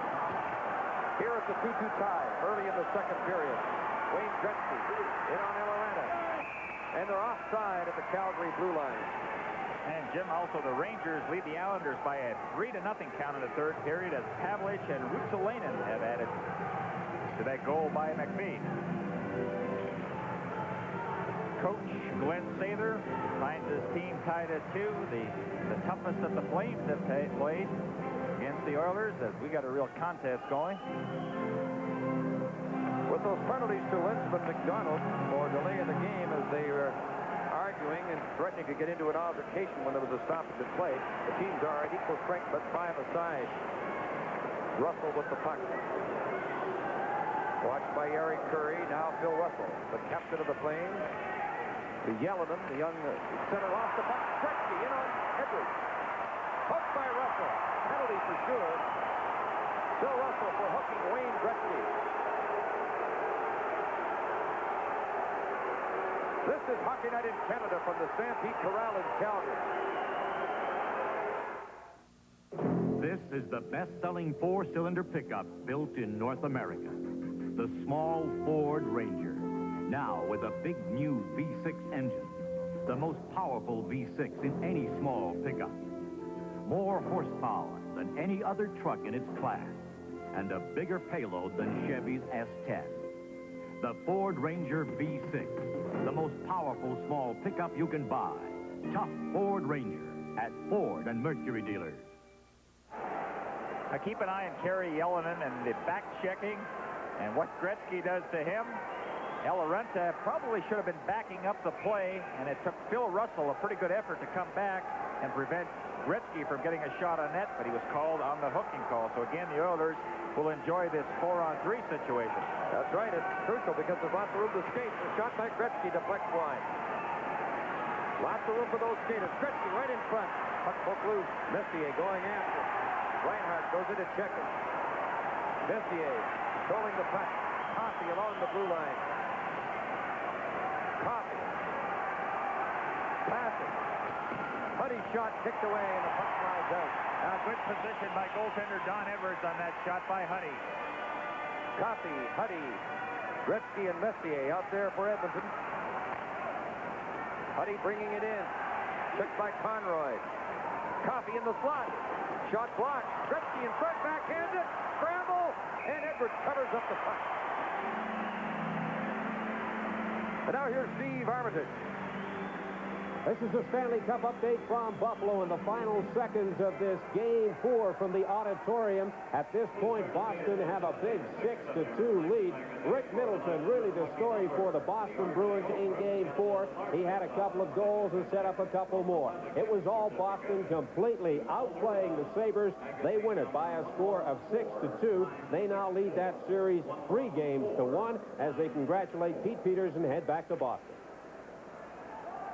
Here at the 2-2 tie, just hit the 6-minute mark, second period. A break for Doug Risebrough. Gretzky cutting him off. Risebrough's shot stopped by Moog.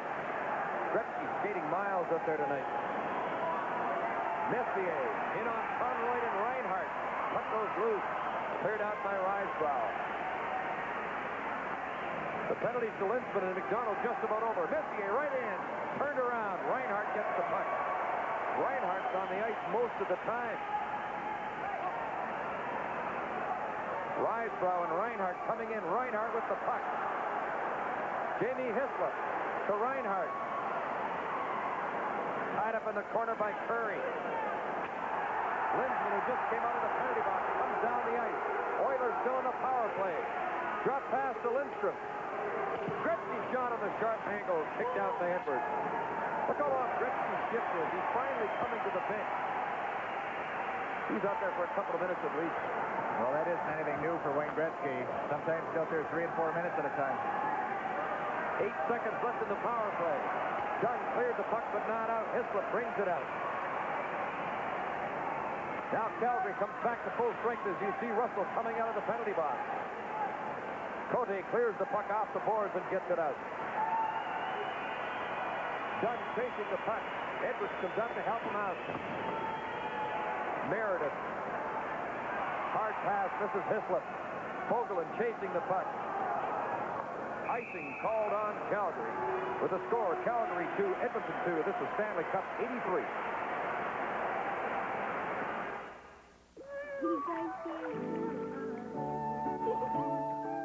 At Mutual Life, most of us learn about being a parent the same way you do. Here in Calgary, it's a 2-2 tie. I'd like to point out that the Boston victory in Buffalo ties up their series, 2 wins apiece. So they'll go at least 6 games in that Adams Division final. This is the Smythe Division final. Right in front, Cody shot is blocked. He's grabbed by Aloranda. Edwards comes up to play the puck to Lanny McDonald. Can't get it out. Kevin Lowe tipped it in. Cody centering it. It tipped away from Hughes. Russell clears it out to center ice. We've reached the 8-minute mark of the second period. Calgary and Edmonton, the Battle of Alberta, in a 2-2 tie. Russell from the corner. Kevin LaValle. Guy Chouinard now with the puck. Chouinard takes the shot. The play's offside. Lanny McDonald in too soon, and he seemed to twist his ankle going in offside. Brent Sutter has scored for the Islanders, but the Rangers have won the game 3-1. McPhee, Havlich, Ruotsalainen. That series is tie, and it goes back to the Island. What a series. What a comeback by the Rangers. That's right. They were shut out convincingly in Game 2. But their series is tied at 2 wins apiece. Lanny McDonald coming in on Kevin Lowe as McDonald shot wide. Hughes scooping it outside the line. Kevin LaValle, number 15. He's from Sudbury, Ontario, but the play goes offside. Jim, you've seen a lot of shooters around the National Hockey League, but Kevin LaValle probably shoots it as good as anyone. Unfortunately, they don't always hit the net in the glass and the boards, but when he can shoot them and they're on the net, it gives the goaltenders a lot of trouble. Jerry Curry at the Edmonton bench.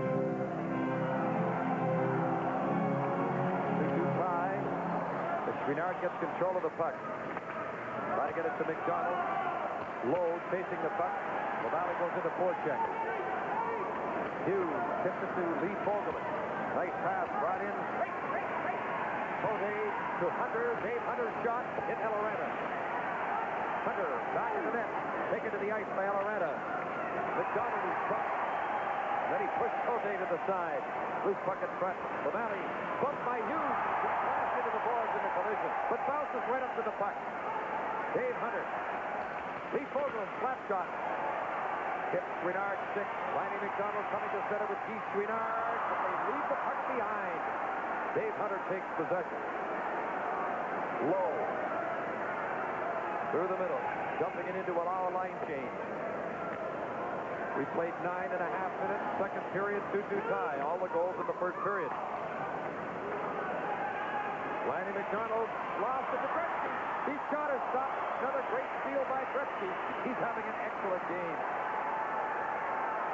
He does most nights, but he's really skating, showing a lot of leadership, and he's making things happen.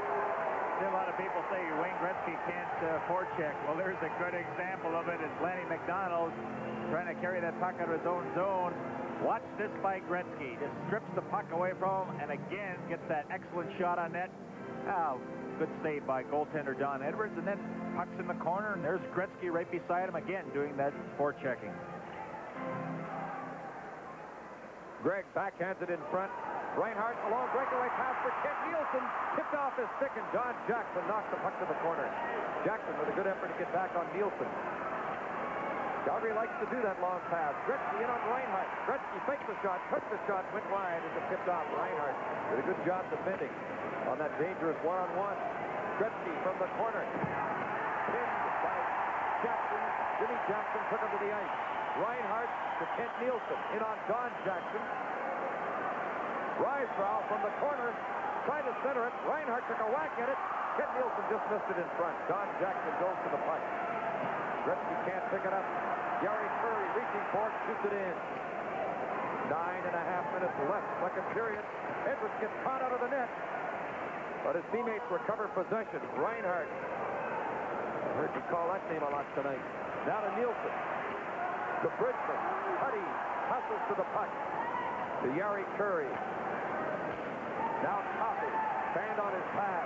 Rolling puck picked up by Jamie Hislop shooting it in.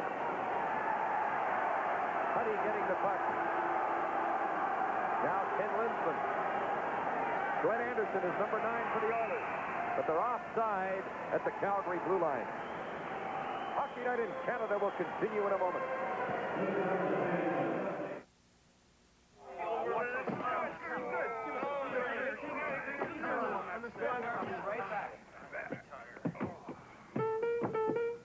Now that's our kind of music. When you hear that song, most of life has got heart. It is hard to go wrong. It's like paint that's got heart. Most of life has got heart. Showing the movement, the Molson Light. Face off just outside the Calgary line. Rel Bridgman after the puck. Ran into Coffey. Huddy shoots it in. Richie Dunn back to get the puck. Ken Linsman goes into forecheck.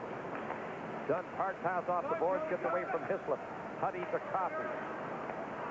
Back to Huddy. And to Messier.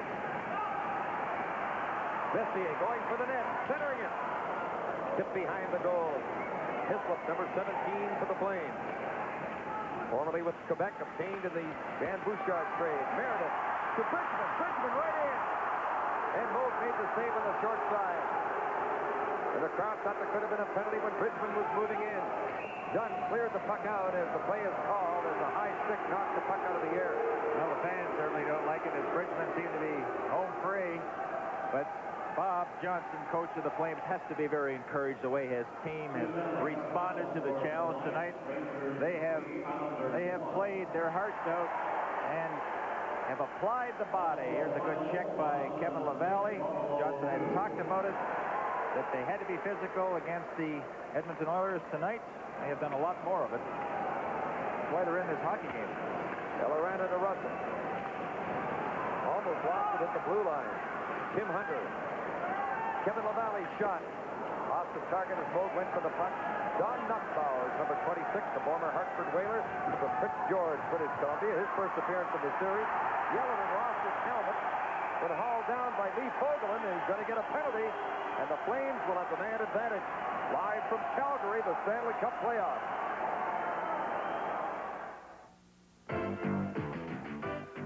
The company that has sparked more engines than any other company in the world now introduces Guaranteed Performance. If you don't agree that fresh Champion spark plugs make your car run better, return the plugs to Champion within 60 days, and we'll give you your money back. So no matter what kind of car you drive, get guaranteed performance from Champion, because nothing sparks like a Champion. Guaranteed.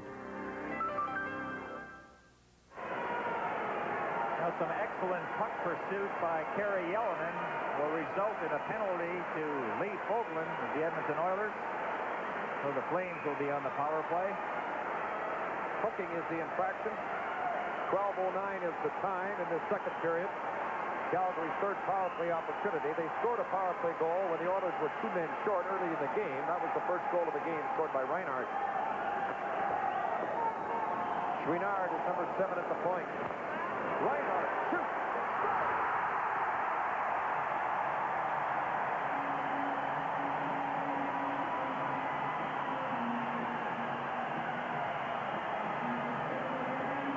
Now Paul Reinhart enjoying his best game of the series, offensively and defensively. Lets the slap shot go and just beats goaltender Annie Moog. He wasn't strained. Probably should have had that one. Good feed by Chouinard from the faceoff. A power play goal, and the Flames have taken the lead. Number 23, Reinhart, he has lost an awful lot of ice time in both ends of the ice. Let's have a look at goaltender Annie Moog as it gets a skate on it, goes through his legs and into the net. Goal scored by number 23, Paul Reinhart. Assisted by number 7, Guy Chouinard.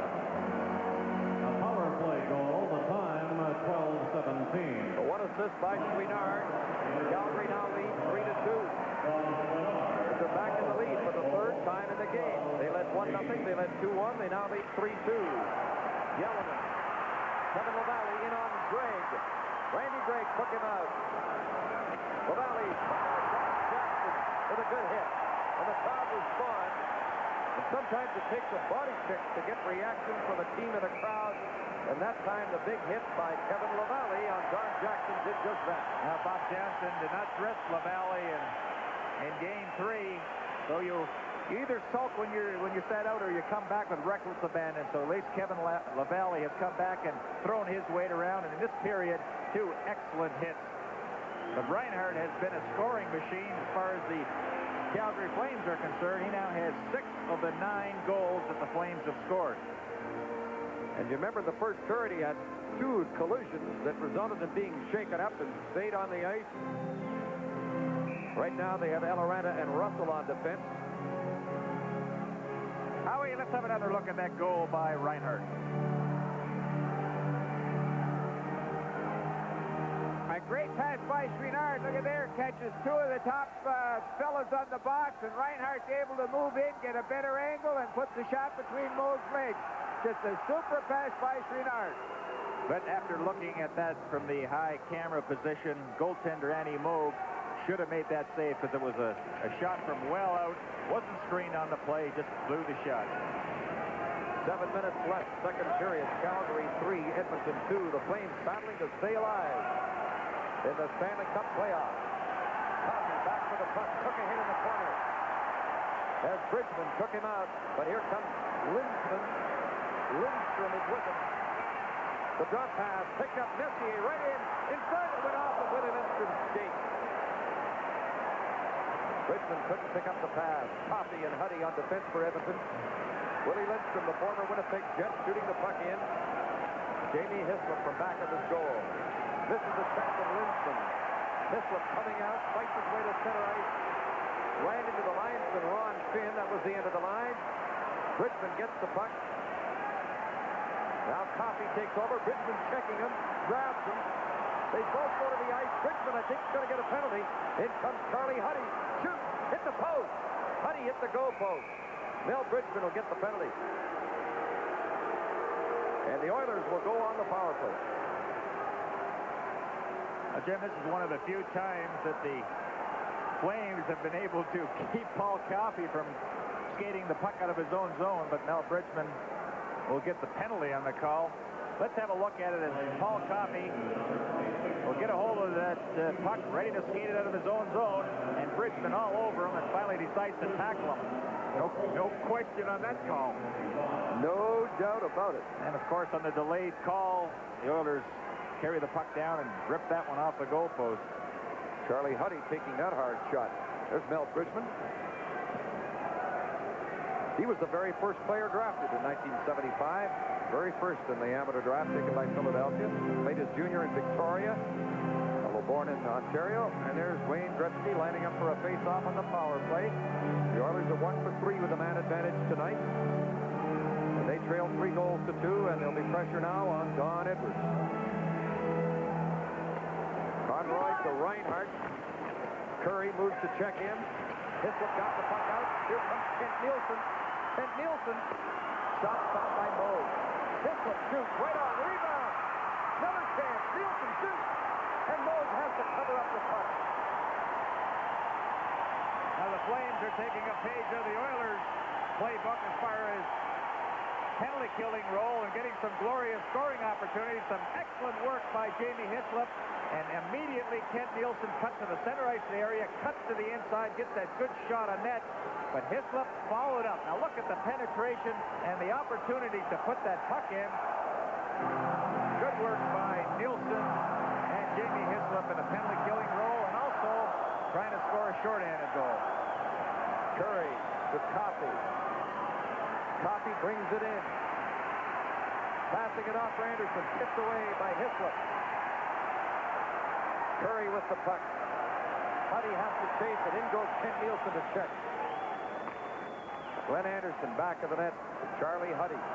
1 minute and 16 seconds left in Bridgman's penalty as Yari Curry carries in on Paul Reinhardt. Edwards can't reach it back of the net. Reinhardt picking Anderson near the corner. Reinhardt grabbed Anderson's stick out of his hand.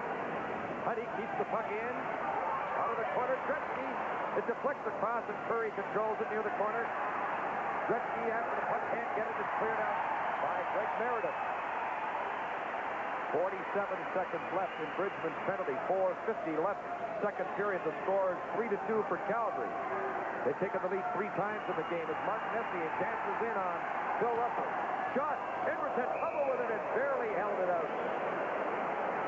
A lot of times when Mark Messier carries that puck, he really tries to shoot it to the short side and almost able to squeeze that one through the legs or just inside the post, but some excellent stick handling by Mark Messier to gain the zone. Now watch him coming from the off wing.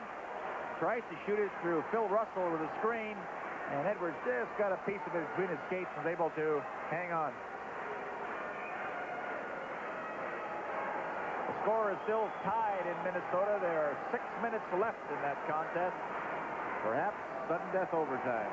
And perhaps a tied-up series like the other 2 are. In the East, as the Rangers and the Bruins both won tonight. Kevin Lowe from back of his goal. 22 seconds left in the Calgary penalty. Lindstrom racing after the puck. Reinhardt gets to it first. Can't get it out. Willie Lindstrom right in, passing it. The shot went wide. Messier with a great chance. Lindstrom from back of the net. Tipped away. Kept onside by Lee Fogelin. Lindstrom back of the net. Messier pinned. Calgary back at full strength. Lindstrom. Puck slides outside the Calgary zone. And the Flames hung on while short-handed. Messier shoots. Edwards stops. Messier shoots again. Edwards stops him again. Don Edwards coming up big. Fogelin goes to the puck, shooting it in. Lindstrom goes in on Reinhardt. Lanny McDonald to Phil Russell to Paul Reinhardt. Chouinard can't reach the puck at center. Don Jackson's pass intercepted by Russell. Shooting it in. Cote off the board high down the ice. McCowan of the Flames on defense with Dunn. The pass, McDonald just barely tipped it out. Don Jackson coming in. Tripped up by McDonald's broken stick as he blasted Jackson. Randy Gregg takes the shot, blocked. Eddie Beers just failed to get a break there. Hunter from back of the net. Dave Hunter tried to center it. Sweenard covering in front, scooped it high and got it out. Good curling shot. Not far enough for icing. 2:52 left, second period. Calgary 3, Edmonton 2. And the city of Calgary blue all day today, moaning about their 10-2 loss last night, but the whole town has come alive tonight for this performance. It's a battle in the corral tonight. 2:34 left, second period, as the puck is coming up on the end board. Little extra work, pushing, shoving. Pat Hughes is the Edmonton player on the bottom. Trying to make out, that's Richie Dunn with him. Now you have to hand it to the Calgary Flames, backed up against the wall. Who knows what was going through their head after a 10-2 loss? You certainly can't be thinking positive. But Bob Johnson has said, we've got to get spectacular goaltending. You're going to see some of the best right now as Don Edwards makes the first save, and he's able to throw that pad up and prevent Messier from getting that rebound. Good goaltending. A correction on the goal, originally credited to Brent Sutter of the Islanders. Greg Gilbert has been credited with the goal, but the Rangers still win the game. 3-1 at Madison Square Garden tonight. By that series, the Battle of New York. Kent Nielsen. Gretzky back to check on the shot. They score! Jimmy Jackson.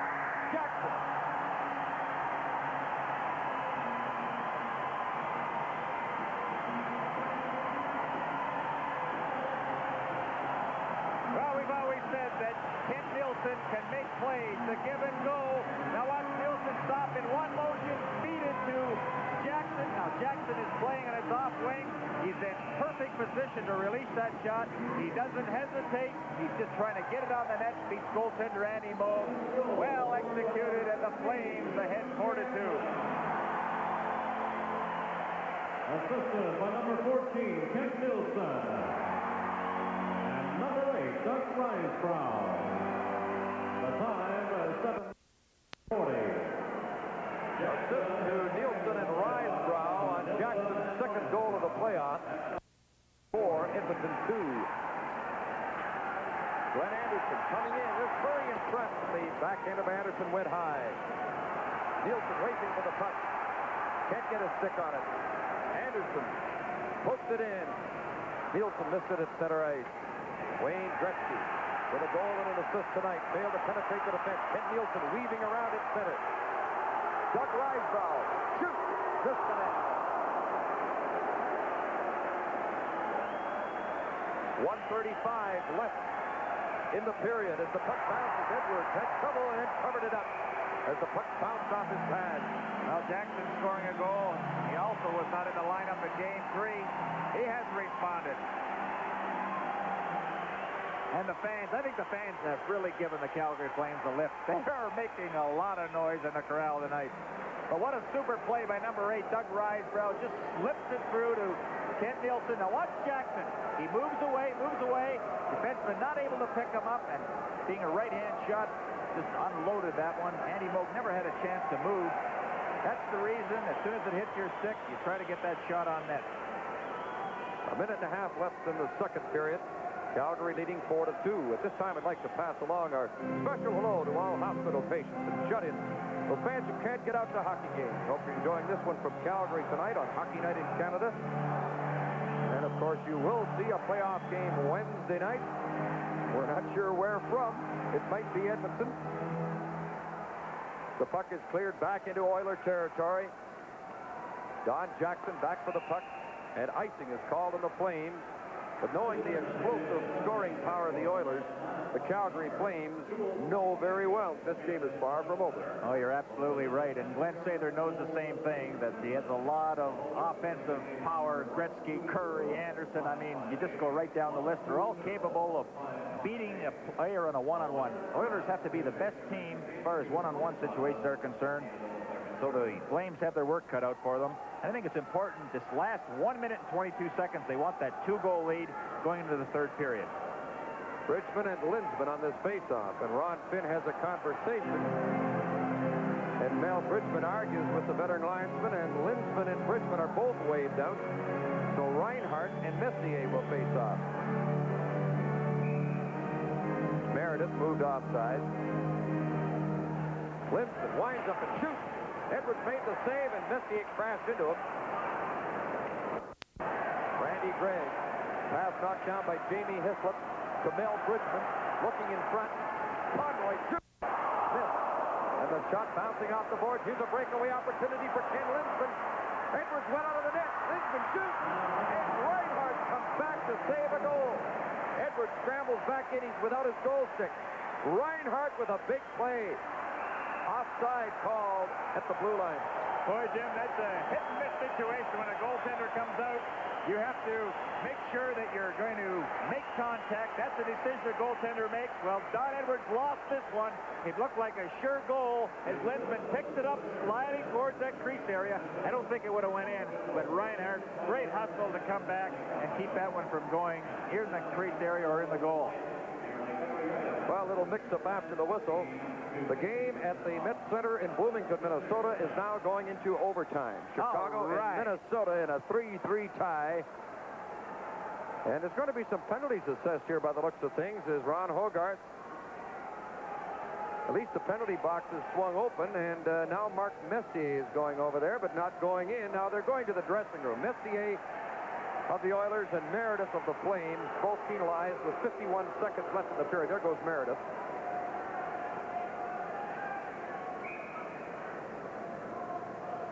So the teams will be 5 aside as Bob Johnson. His assistant coach is Bob Murdoch, although that's Jim Popinski alongside of him there. Bob Murdoch doesn't work at the bench. With Reinhardt getting the puck, turning away from Ray Cote. Down to Ken Nielsen as they announce the minor penalties. Missie's for high sticking. Number 25, Greg Meredith, 2 minutes for roughing. And Meredith, as you hear, for roughing. A steal by Kent Nielsen, but he lost his balance, couldn't control the puck. Reinhardt. Now Conroy shooting it in. Moog stopping it. Big rebound taken off by Huddy. Charlie Huddy, whose family in Toronto will be watching his performance here tonight with 15 seconds left in the second period. To the middle comes Pat Hughes. Conroy slowed him up, didn't stop him. And Edwards had to make a save on Hughes on the short side. Conroy took a bump from Cote. Time running out in the period. And there's the siren. A good second period is over. Now, Jim, a couple of good, solid performers. Number 1, goaltender Don Edwards, and number 23, Paul Reinhardt. They really stood out as the Flames lead 4-2, and they have never lost a game when they've had the lead going to third period. They've won 29, tied 5. We will see. 20 minutes to go. So the score at the end of the second period. Calgary 4, Edmonton 2. Good-looking dog. I've really been working on this guy. I think he's got the potential to be a real good bird dog. Looks real fast just lying there. Come on, fetch, boy.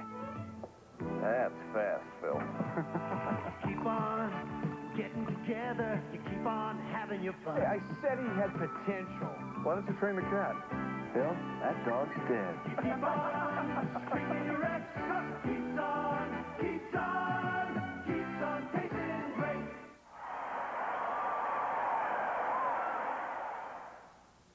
The Ford Mustang 500 is off.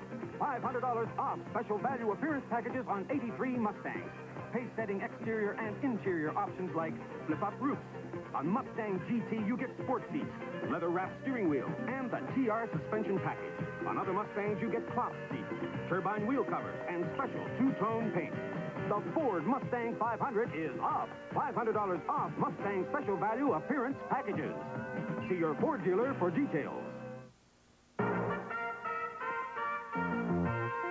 CBC News with George McLean. Good evening.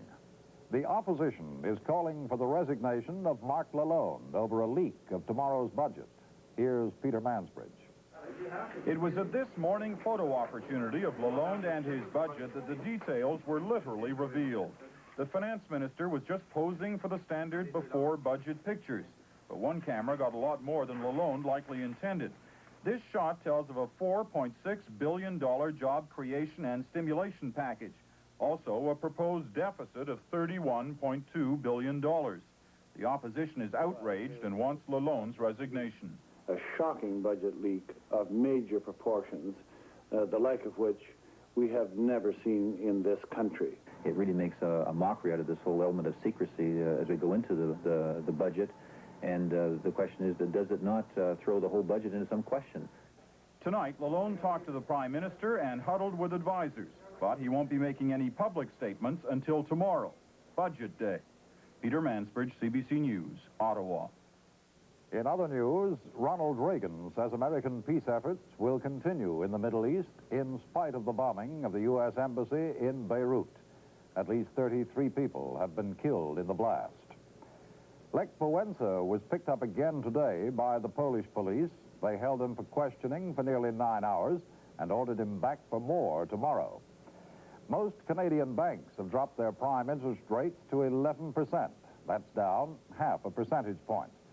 And the Prime Minister says he'll agree to put property rights in the Constitution if the Tories agree to pass the motion in a single day. We'll have details on these stories later on The National. And now, back to Hockey Night in Canada. We're back live at the concourse area in the Stampede Corral, and this is a scene we did not see last night, simply because many of these fans left in disgust, but not tonight. The Calgary Flames are leading the Edmonton Oilers, and Mike, you've been watching this game. What do you think of your Flames now? Flames and rule. They're going all the way.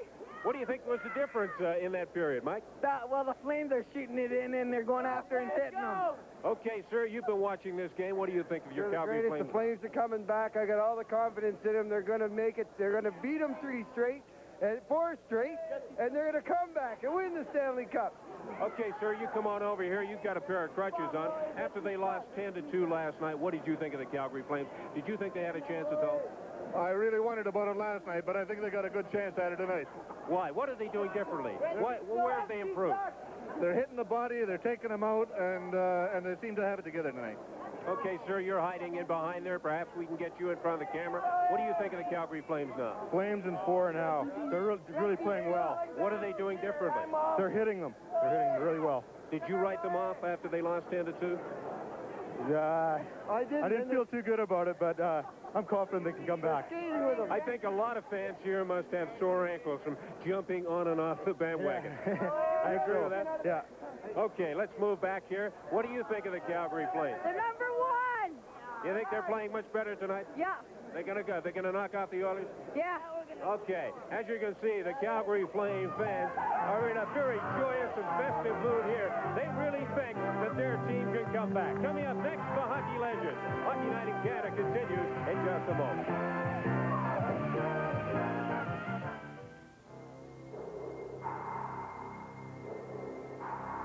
You want to break a world record. You need coaches, training, competition.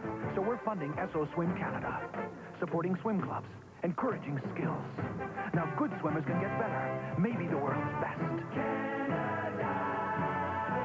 Coming through for you makes us better too. You make us better, you do. SO. I can feel it. Brawn. I can feel it now. Ultra-thin foil, platinum-coated, smooth and close, and only Braun has it. If you don't believe there's a difference, save with your rotary. Then shave right away with Braun. You can hear Braun cutting the stubble you left behind. I can hear it. You can sense the Braun difference. Now, with up to $10 back, you can sense the value, too. With 16 seasons in the National Hockey League, Bob Bond stands as one of the most underrated defensemen of the 60s. He is most remembered for his contribution as a Toronto Maple Leaf. One of the great open ice body checkers, he was always feared by the opposition in his role as policeman. Bob Bond joined Bobby Orr to reflect on the highlights of his hockey career. From the time I was just a little guy, and Bobby Orr and the Hockey Legends. Brought to you by Planters Nuts, the legend of quality and freshness. From Jamaica, the legend of Bob Bond. My pleasure to announce our selection of Canada's all-peanut team. For Crunch, Mr. Peanut from Planters. For freshness, Mr. Peanut from Planters. For variety, Mr. Peanut from Planters. For taste, Mr. Peanut from Planters. Can you believe this? 9 years with the Bruins, surrounded by a bunch of animals. They're all a bunch of nuts. Planters, Canada's all-peanut team. I sure hope Grapes doesn't see this. How in the world does a 7-year-old become part owner of an arena that he's playing in? Well, Bob, in those days, I managed to save up $100 and bought my first share in Scarborough Arena Gardens just to make sure I was able to play. During your junior days, you had something that I don't think any junior has had or ever will have. The Cadillac story is quite famous now, and Mr. Conn Smythe managed to do that. I used to hide my Cadillac in his garage. It was heated so I could wash it every day, and one day he happened to press his little electric button, and the door goes up, and my Cadillac is in his spot. So he told this story at the Memorial Cup dinner, and he thought junior hockey players were doing pretty well if they could afford a Cadillac. Howie Meeker was your first coach in Toronto. I understand he was a tough taskmaster. Yes, Howie used to run some interesting practices, like an hour and a half doing stops and starts, and this one particular day up in Noranda, Quebec, we went about an hour and a half, and there was a young 13-year-old in the stands by the name of Davy Keon who said to his mother at that time, he said, "Mom, if that's the way the Leafs have to work, I don't want any part of that." Was there a stronger player in the league than Tim Horton? I don't know of any. I saw him one time with Louis Fontanano over his head in the middle ice like King Kong. So. Bond moved through the Leaf farm system and was a member of 2 Memorial Cup championship teams before joining Toronto in 1956. With all-star rear guards Carl Brewer, Alan Stanley, and the late Tim Horton, Bond celebrated 4 Stanley Cups in Toronto. His most memorable moment came when he scored the overtime goal in the 6th game of the 1964 final against Detroit on a broken ankle. I blocked a shot in front of the net during killing the penalty, and I was numb then, and I couldn't figure out what was wrong. And then when I went into the face-off with Gordie Howe, I just heard a snap, and it caved in underneath me. The 7th game was going to be played 2 days later in Toronto. What did you do in between games? Well, I disappeared on everybody. Nobody could find me. And I put my leg in ice for 2 days, kept it there, arrived at the Gardens about 20 minutes before the game, had Dr. Jim Murray freeze my leg and tape it up, and played the game, and we won the Stanley Cup. What made the Leaf defense so great? We spent more time on our game plan, and certainly we had a book on hockey players that we worked at it. We knew who the lines were coming out. We were far more consistent in our pairings. For instance, they had Alan Stanley and Tim Horton as a pair, and Carl Brewer and myself, who'd played for probably about 7 years running, with other fellows filling in. By the time of the NHL's first expansion draft, you were having a problem with punch. I used to be involved in telling young people about their contracts that they had to negotiate, and one day punch caught 8 of them standing outside my room waiting their turn to come into my room, and I think that was the beginning of the end for Bob Bond in Toronto. After 11 seasons in Toronto, Bond was left unprotected in the 1967 NHL expansion draft. Selected by the California Golden Seals, he subsequently was traded to Detroit in 1968. Bond ended his career with the Leafs in 1973. He then turned to coaching. The Toronto Toros, you coached there. Great experience? No, it's perhaps one of the toughest experiences I ever had, and at this time I'd just like to maybe apologize and say that I wish I'd shown a little bit more patience and humility towards my hockey players at that time, and I'd love to have another try at doing it over again. What is the key to winning in the playoffs? You have to set the tone of the game right from the drop of the hat, and I think that's where the Maple Leaf hockey team excels, that we did set the tone of every hockey game we played. Boomer, once a Leaf fan, always a Leaf fan. I think, no, I always have that Maple Leaf tattooed on my backside, but Harold puts it the best that I spend more now for my 5 pairs of subscriber tickets than I made my first year in playing hockey. Bob Bond was one of the more rugged defensemen of his era, helping Leaf goaltenders to capture 2 Vezina trophies, 4 Stanley Cup rings, and the respect he commanded on the ice class Bob Bond as a hockey legend. Who do I feel lucky. Hey, these nuts aren't planters. What's it going to be, 5 cards? Hey, these aren't planters. Last week, didn't I bring those great corned beef sandwiches? Crazy 8. Didn't I make my famous cheesecake? Come on, let's play. Okay, I'll get the platters. But don't start without me. Deal.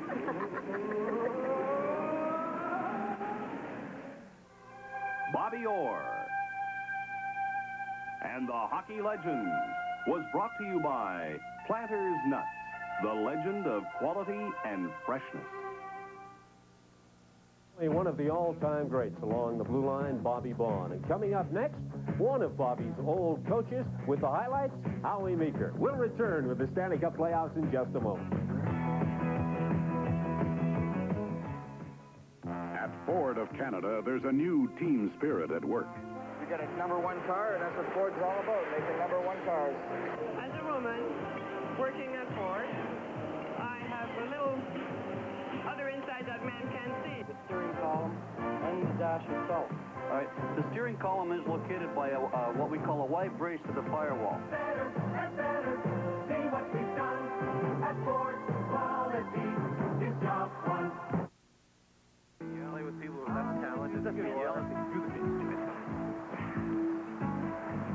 I do want to show you guys up.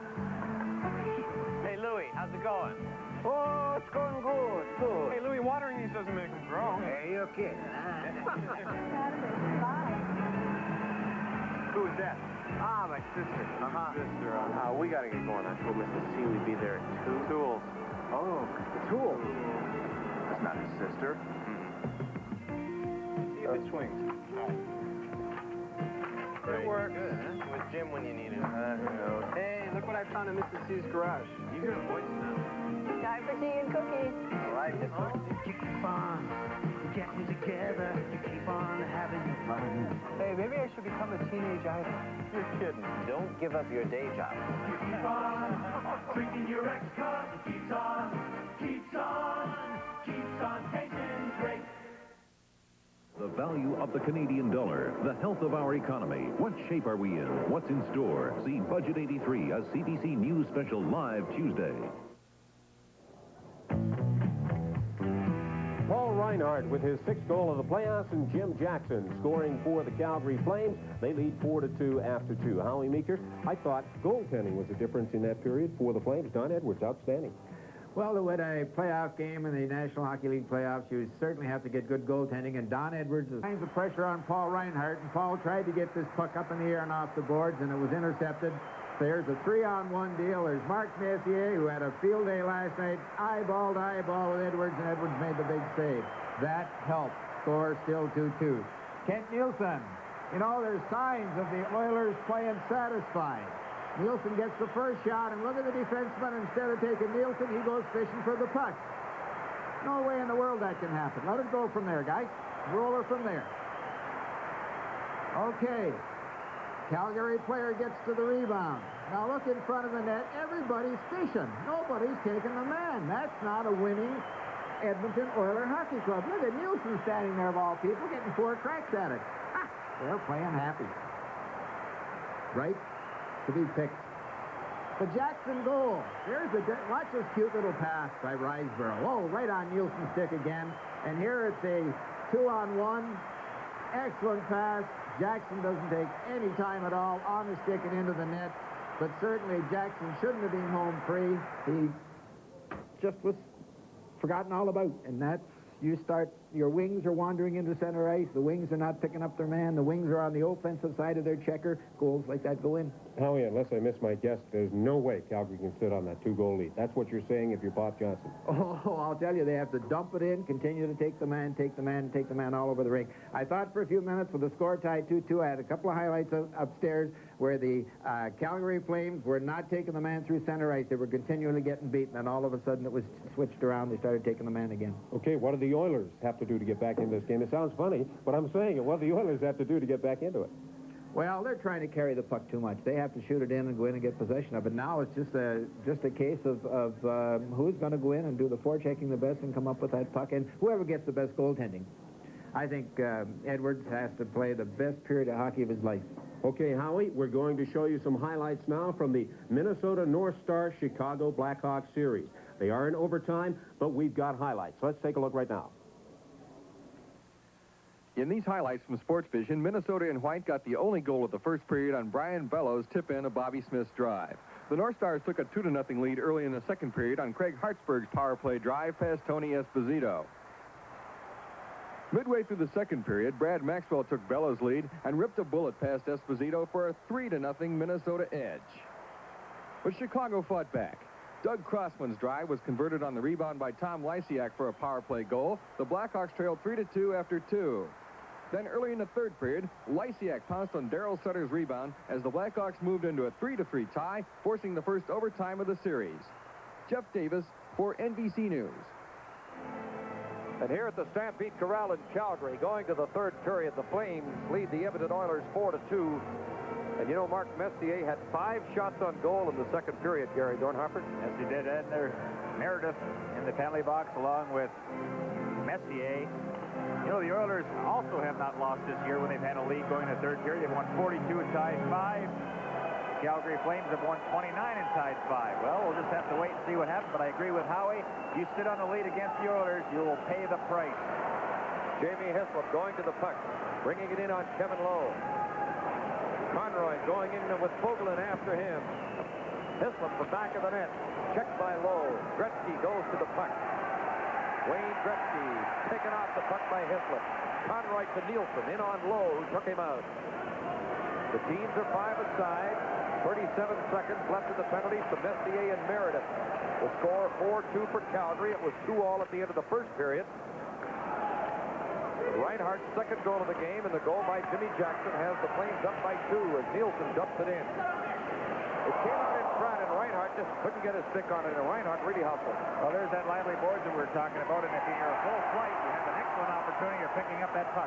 Reinhardt right in and went off his stick. There's going to be a penalty as he was hooked on the play. An Oiler penalty coming up.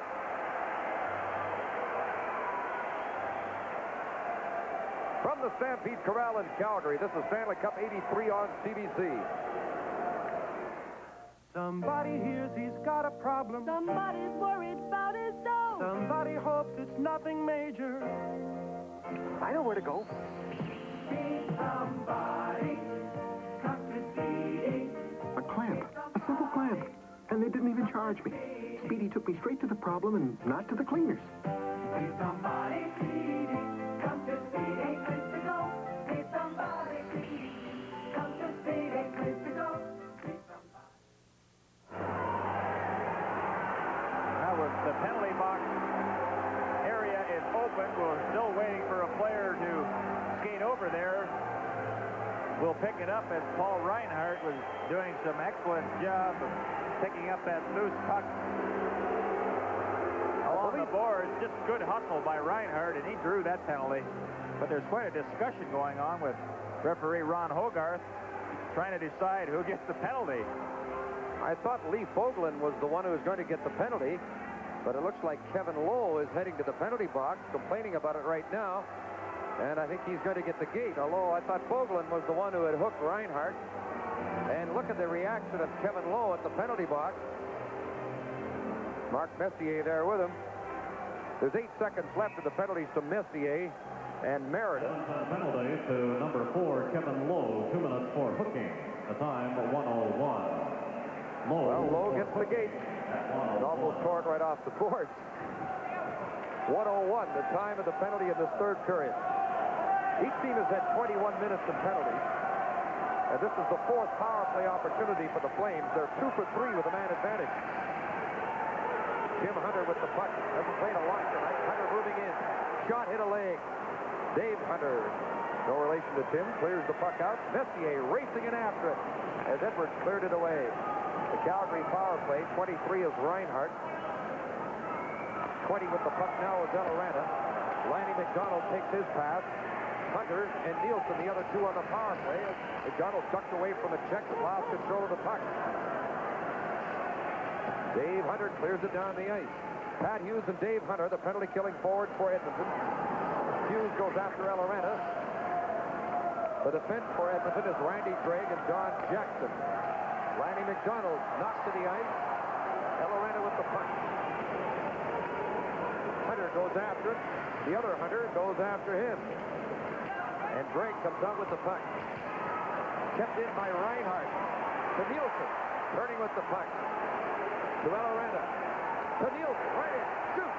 Blocked by Jackson. Courageously blocking the shot. A hard hit on Nielsen in the corner. Jimmy Jackson back to Reinhardt. Put it in front and deflect. Off the skate of Tim Hunter, and Andy Moog made an excellent stop. That's a good pressure by the Calgary Flames. Well, we've talked before how lively the boards are. Howie, let's give us an example.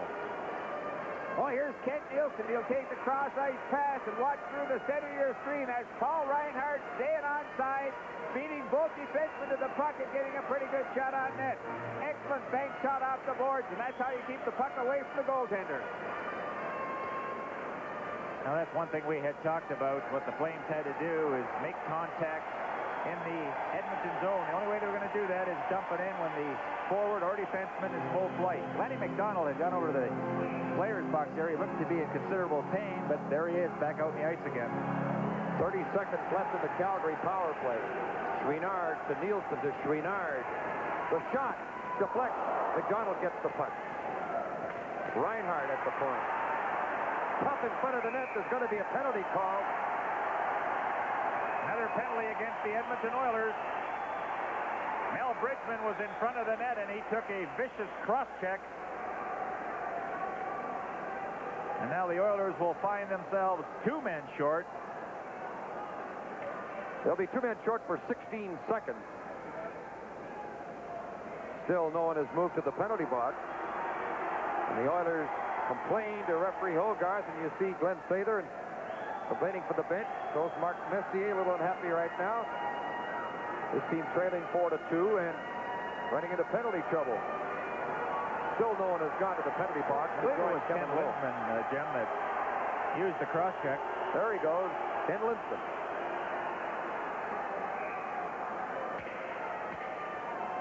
Edmonton penalty to number 35, Andy Moog, 2 minutes for slashing. The time, 2:46. Well, that's the surprise, because Bridgman, what a cross-check he took in the back, and it wasn't Andy Moog that applied it. So Linsman, a player on the ice at the time of his goaltender's penalty, serves the Edmonton penalty. Moog getting the penalty. Calgary with a brief 2-man advantage. Reinhardt going for the hat trick. Couldn't get a shot. McDonald right in. They score! Mel Bridgman.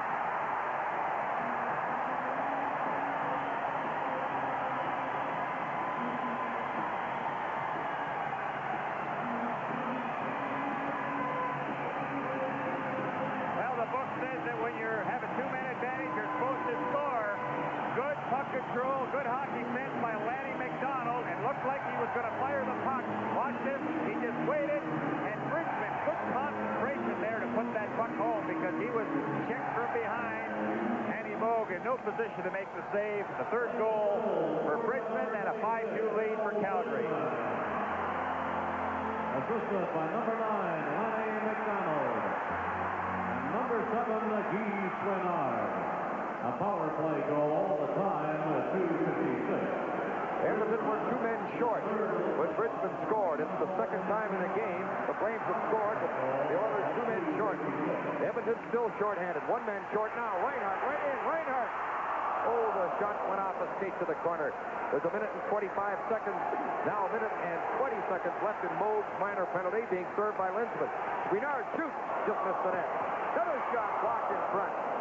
And Moog was cross-checking Bridgman into traffic in front as Bridgman was screening the goaltender. Bridgman's goal is his 3rd of the playoffs.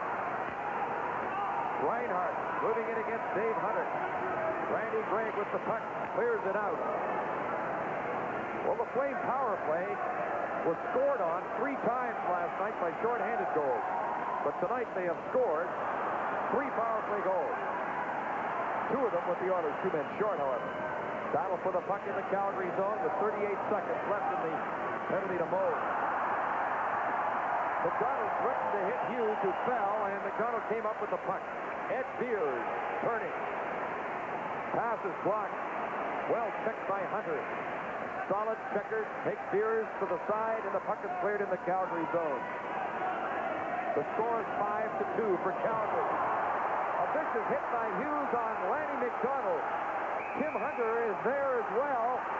He might get involved as a third man. Pat Hughes and Lanny McDonald, the initial confrontation. Well, a good job by Eloranta. He's picking up a loose man, so Fogelman can't get in there. Well, that was quite a hit by Pat Hughes. Now Fogelman and Eloranta roughing up a little bit.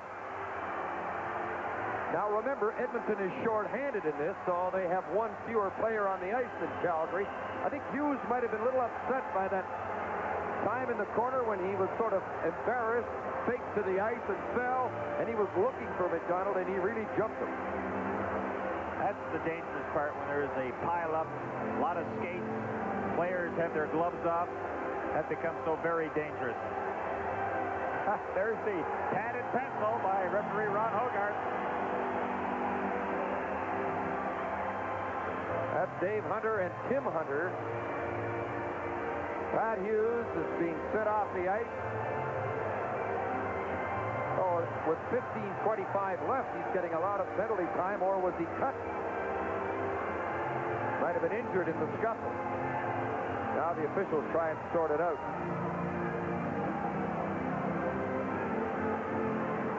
Tim Hunter and Dave Hunter getting pretty aggressive. How'd you like to be a linesman at a time like this? No, thank you.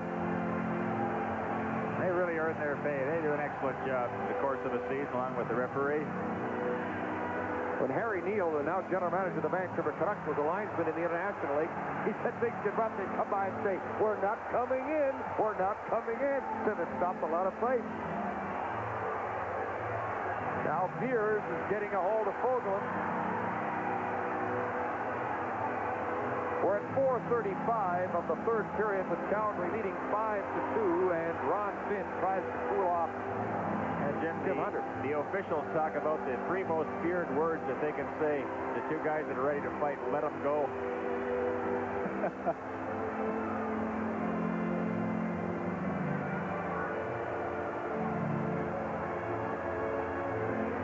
Of course, Edmonton's still a man short through all this scuffle. They're being outnumbered. There's 11 seconds left in Andy Moog's penalty that Ken Linsman is serving. And Lanny McDonald, he went right to the penalty box area. And we're going to have another look at how all this took place. Watch Lanny McDonald.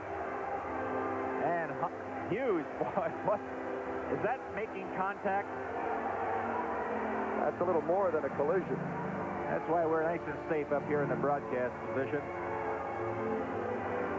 When I went back to, after I retired, Jim, back in Philadelphia, there was a big brawl, and one of the fans said to me, "Don't you wish you were out in the ice?" I said, "Are you crazy?" I'm safe up here. Dave Hunter with linesman Leon Stickle. Hunter guided to the dressing room. And Ron Hogarth will now refer to that pad where he wrote down the notes and see what penalties are going to be assessed. Well, tonight's Stanley Cup playoff game is coming to you from Calgary. Teleconferencing. Welcome to today's way to hold a regular interbranch meeting without ever leaving the roost. Everyone there? Calgary? Because travel time is money. It's all in teleconferencing. Today's way to operate. Call toll-free 1-800-361-3050 for your free booklet. And learn how to bring your people, wherever they are, under one roof. Teleconferencing. Dial a meeting of minds without the bother of meeting. Teleconferencing. Today's way to operate.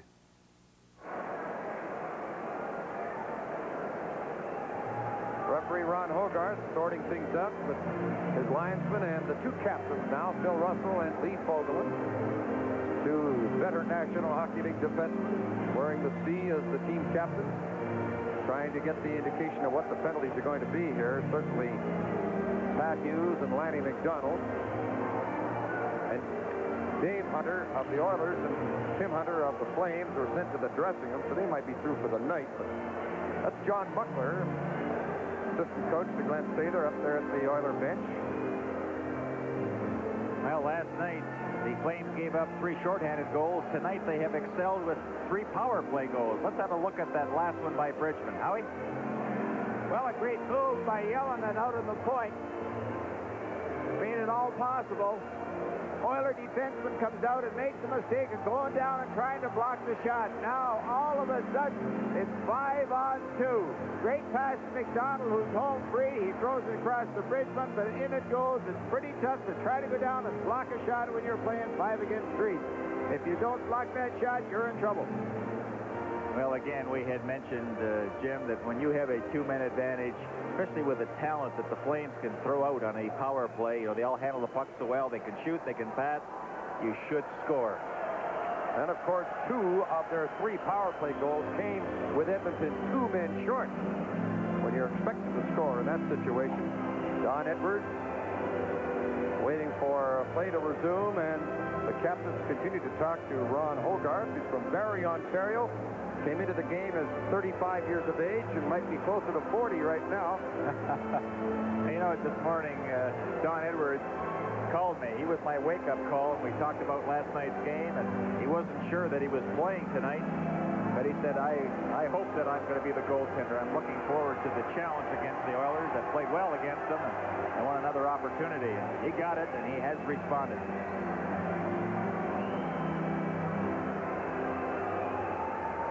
The Chicago Blackhawks have defeated the Minnesota North Stars 4-3 in Minnesota.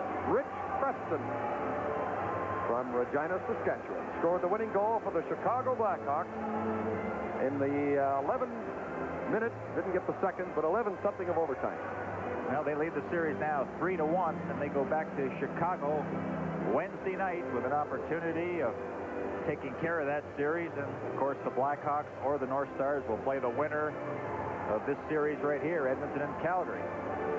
Cliff Fletcher, general manager, has to be pleased with what he's seen tonight.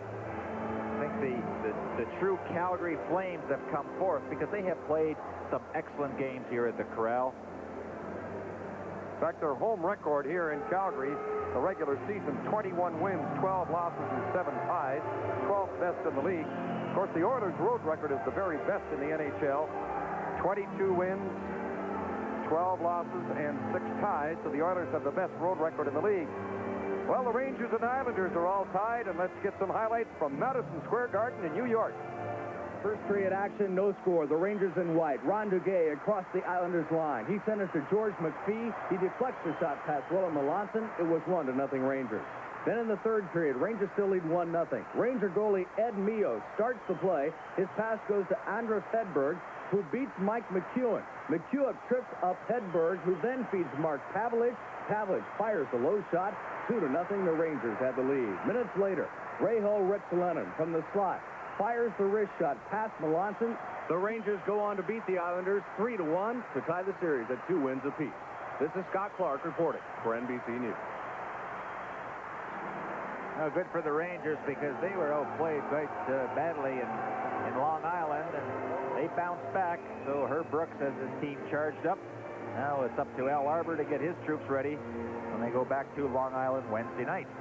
Lee Fogelin has just left the ice and gone to the Edmonton dressing room. Here comes the penalty. Edmonton, number 12, Dave Hunter, 2 minutes for roughing, a 10-minute misconduct, and a second 10-minute misconduct penalty. Number 11, correction number 16, Pat Hughes, 2 minutes for high sticking and 2 minutes for roughing. Number 2, Lee Fogelin, 5 minutes for fighting and a game misconduct. To the Flames, number 9, Lanny McDonald, 2 minutes for high sticking and 5 for fighting. Number 19, Tim Hunter, 2 minutes for roughing, a 10-minute misconduct and a second 10-minute misconduct penalty. Number 20, Kerry Alaranta, 5 minutes for fighting and a game misconduct. Time of the penalties, 4:35. Well, there's some players going to get an early exit.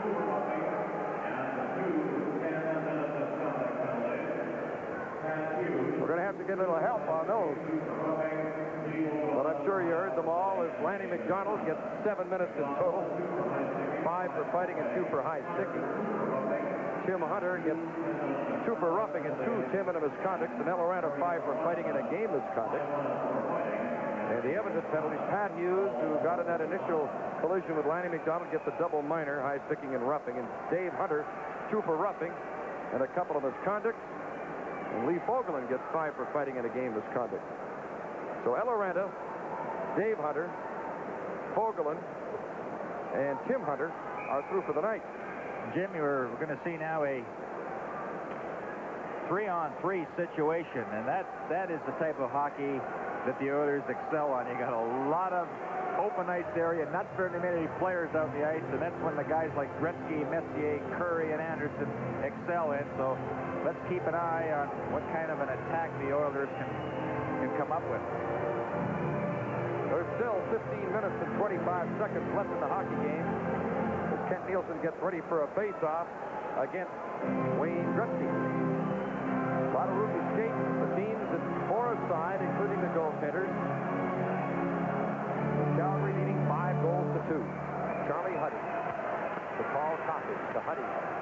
Watched by Steve Conroy. Wayne Gretzky in on Reinhardt and Conroy. Gretzky to Huddy. Lost the puck to Kent Nielsen. Conroy can't reach it. You're going to see a lot of one-on-one situations now. See if the Flames can handle that and try to stop the Oilers, check the Oilers. We had a good example. Everybody picked up a man, and they were able to stymie Edmonton at the blue line. Coffey with the puck. The shot blocked. Conroy picking it up. Gretzky moves at him. Reinhardt, who played an outstanding game. Going for the hat trick. Loose puck in front. Post needs a save. Puck by the post. Post call as Jamie Hislop almost scored. Reinhardt. Shoot. Missed the net.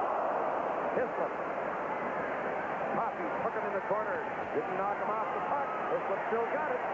Reinhardt to Hislop.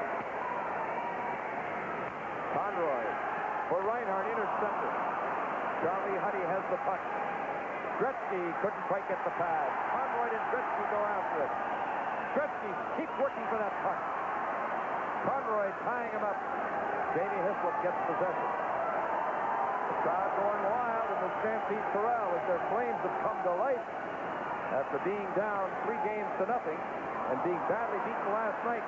But this is not over. 13:42 left, third period. Nice move. Low right in. Loose puck in front.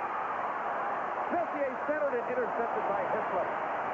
Kevin Lowe with a great move, just failed to score. Takes out Hislop, gets the puck.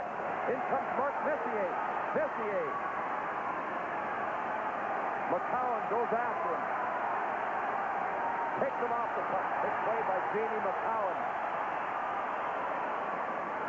Puck too far ahead for Rydesbrough. Greg going after it. Icing called on the Flames. You know what? One thing that the Flames have to be very concerned about is as soon as the Oilers gain possession in their own zone, right away, the other forwards that are on the ice, they'll break for the openings. They'll head offensively.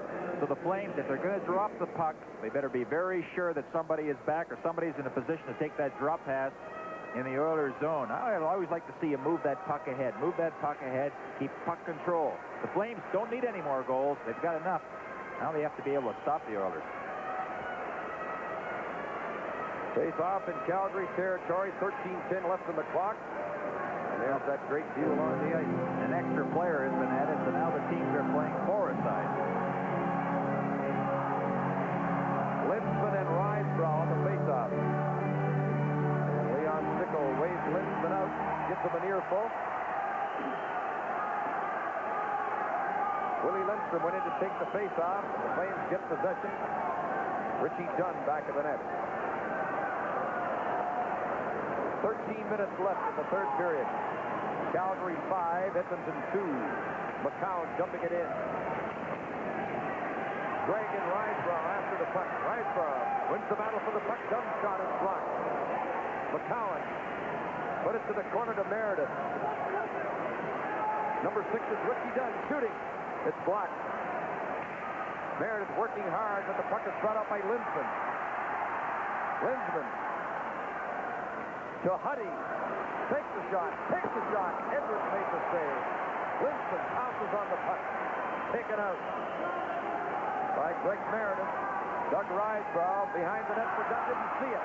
Linsman with the puck. Centering it. McCowan covering the front of the net. Doug Rysbrough in on Charlie Huddy and Paul Coffey. Drop pass. Here, shoots. Missed the net. Rebound. McCowan shoots. Went past Andy Mogan out the other side. Jamie McCowan came close to scoring. It's still 5-2 Calgary. This is Wayne Gretzky in on McCowan and Conroy. The shot. Good save by Edwards. Well, the goaltending has stood out in this third period. First, Andy Moog had one just slither by the crease area. Jamie McCowan was able to get a piece of it. You know, you think that the guys aren't shooting that puck. Watch McCowan. It just slips past Andy Moog in the goal post and just goes out the other side.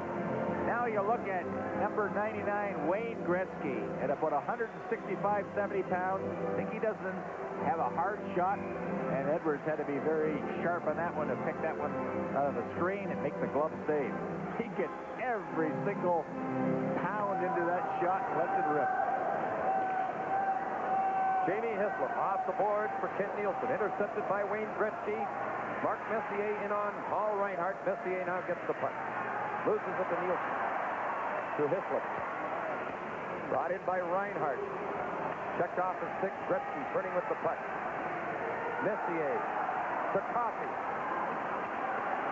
Ran into a check. Gretzky passing into the left circle. Huddy shoots it blocked. Another shot blocked by Reinhardt.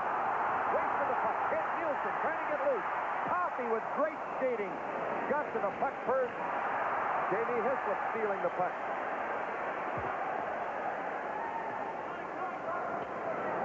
Puck around on the board, picked up by Coffey. And the teams are now at full strength. Well, correct that. Edmonton's now at a power play. Confused by the overlapping penalties. Edmonton with a man advantage. Meredith with the puck. Play goes on. Meredith covers up the puck. Glenn Anderson stands over. Now Meredith doing a pretty good job as he was hauled down in the corner and was able to hang on to that puck.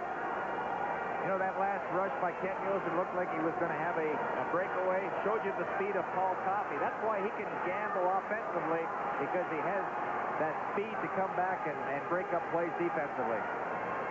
2:18 left to go in the Oilers' power play. 10:42 left in the third period.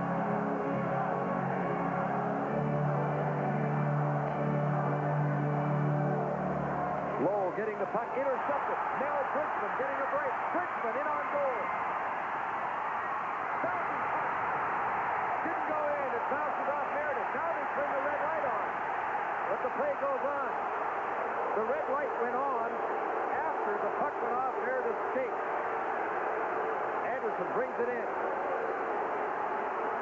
Gretzky bounces away from Curry. Russell couldn't get it out. Edwards will cover it up. You're going to hear a discussion about that. Everybody heading to the other end. The goal judge is pointing to, I don't know what he's pointing at.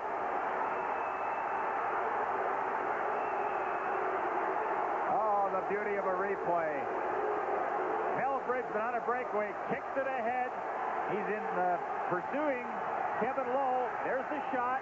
Now let's see if we can pick up where that puck is. Well, we can't tell if it's over the line, but Meredith is there. The goal will count. Let's see if we can pick it up from another angle. Now watch Meredith coming in, picking up that loose puck. It's in the crease area. Can't really tell.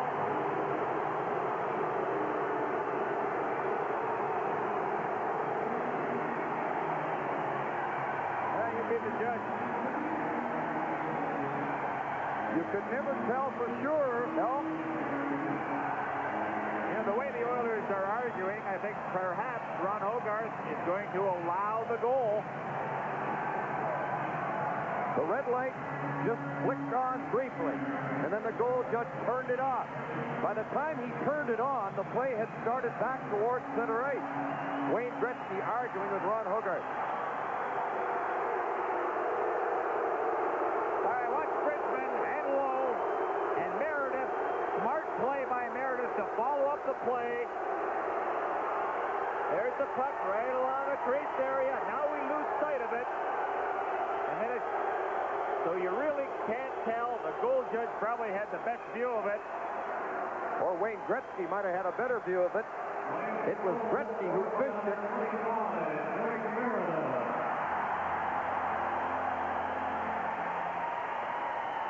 Assisted by number 26, Mel Brickman. The time of 9:50.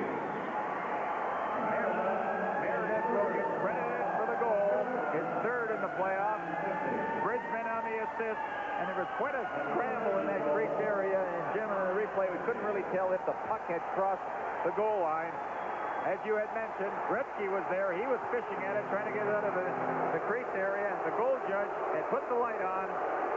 And what a turn of events. And now the Flames lead by 4 goals. And they still are a man short. So that's a shorthanded goal for the Flames.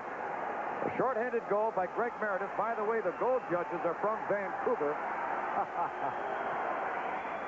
Kenny Linsman and Kent Nielsen ready to face, or Anderson now facing off against Nielsen as Linsman was waved out of the circle. Coffey back to get the puck. The Oilers still have the man advantage for 1 minute and 39 seconds. Now there's 10 minutes left in the third period. The score is 6-2 for Calgary. Glenn Anderson fights off a check. Anderson right in. A shot stop. The rebound. Linsman scores. Kenny Linsman. And it's 6-3. Now that's a power play goal as McDonald had 1:27 left to go in his penalty. But defensively, boy, you've got to take the man out. Conroy had good position. And then the drop pass, and Linsman gets his own rebound. But defensively, Conroy was just not able to take Anderson off the puck just inside the blue line. Good play by Linsman to follow up with Edwards out challenging. He had an easy time putting it in the far net. And now another long discussion.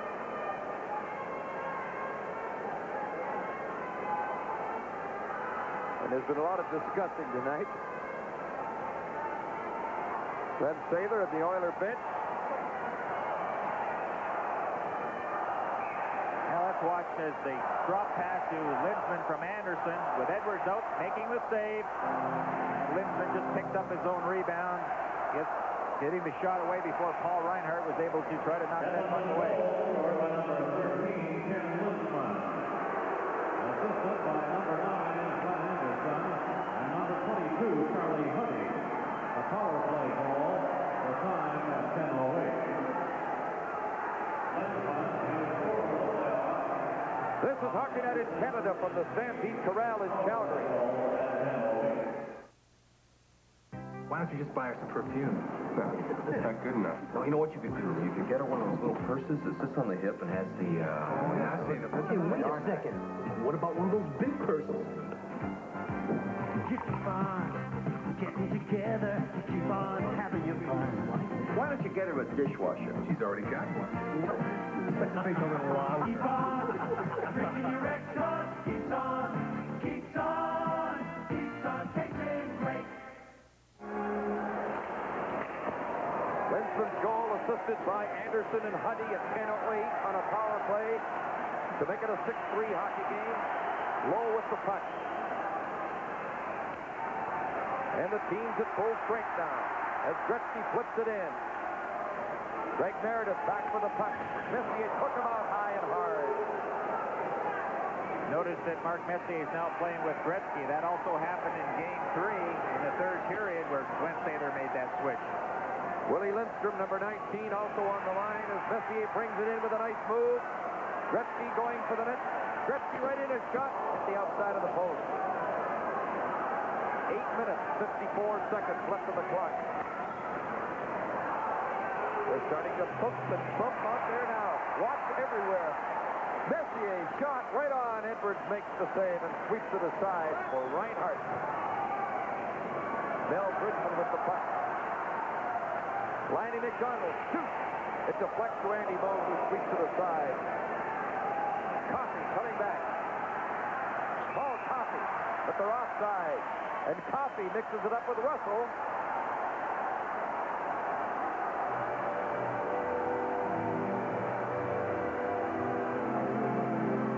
Had quite a few board meetings tonight, haven't we? I don't know who the chairman of the board is, but... Well, with the score, Calgary 6, Edmonton 3. This is Stanley Cup 83. When CN says we're in business for Canada, we mean the whole country. In the West, for example, CN has begun doubling its main track. Where there is a single line now, there will be two. Why? Because more efficient transportation of grain and other exports benefits every Canadian and helps to build a truly national economy. CN, in business for Canada. There was 2-all at the end of the first period. 4-2 for Calgary at the end of the second. Now 6-3 with 8:27 left on the clock. Jim, a good rule to remember by the Flames now is don't leave the defensive zone until the puck is over the blue line. Don't be looking for that long pass to get more goals. Again, they have enough. They don't want to give up anymore. Charlie Huddy to Paul Coffey, shooting it wide. Dunn. In goes Cody to check Richie Dunn. Russell from back of the net. Kept in by Huddy. Russell getting the puck. Hughes rode him high. And the play is called an offside pass. Now, Kenny Lindsman had just scored a power play goal, but Howie, I think you want to talk about the missed check on that play. Right on, Gary. Glenn Anderson will pick up the puck right here in a pass, and now he's one-on-one with Steve Conroy. He takes to the inside and goes to the outside, just squeezes by the board. Will go in now and get the original shot on Edwards. Lindsman comes in for the rebound and tucks it in the high corner. Can't miss checks like that. 8 minutes left on the clock. Calgary 6, Edmonton 3. Oilers lead the series 3-0. And trying to come back late in Game 4. They are flying home tonight after the game, win or lose.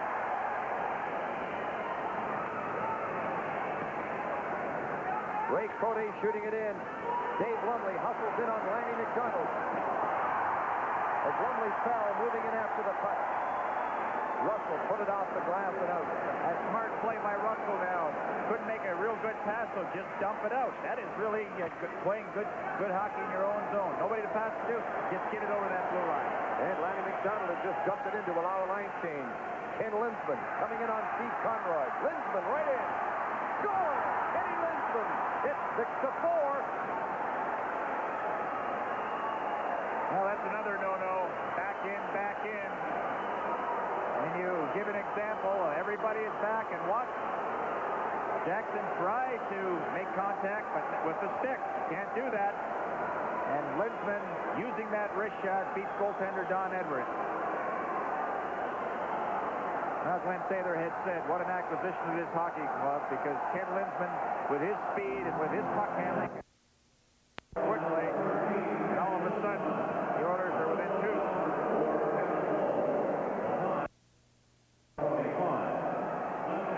Ken Lindsman from Kevin Lowe at 12:45. And they're offside this time at the Flame blue line. Hockey Night in Canada will continue in a moment. Ford invites you to the new school of automotive design called Thunderbird, where form always follows function, where aerodynamic looks contribute to greater road command, where shape, performance, braking, and handling are all a single unified piece. The 1983 Thunderbird. Clean, lean, exciting.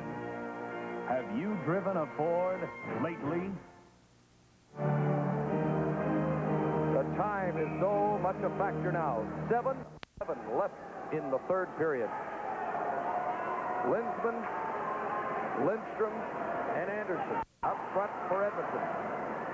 Reinhardt chasing the puck from behind the net. Hislop tipped it off the board. Bridgman hustling after it. When Anderson there with him as Bridgman passes it off. Meredith is offside.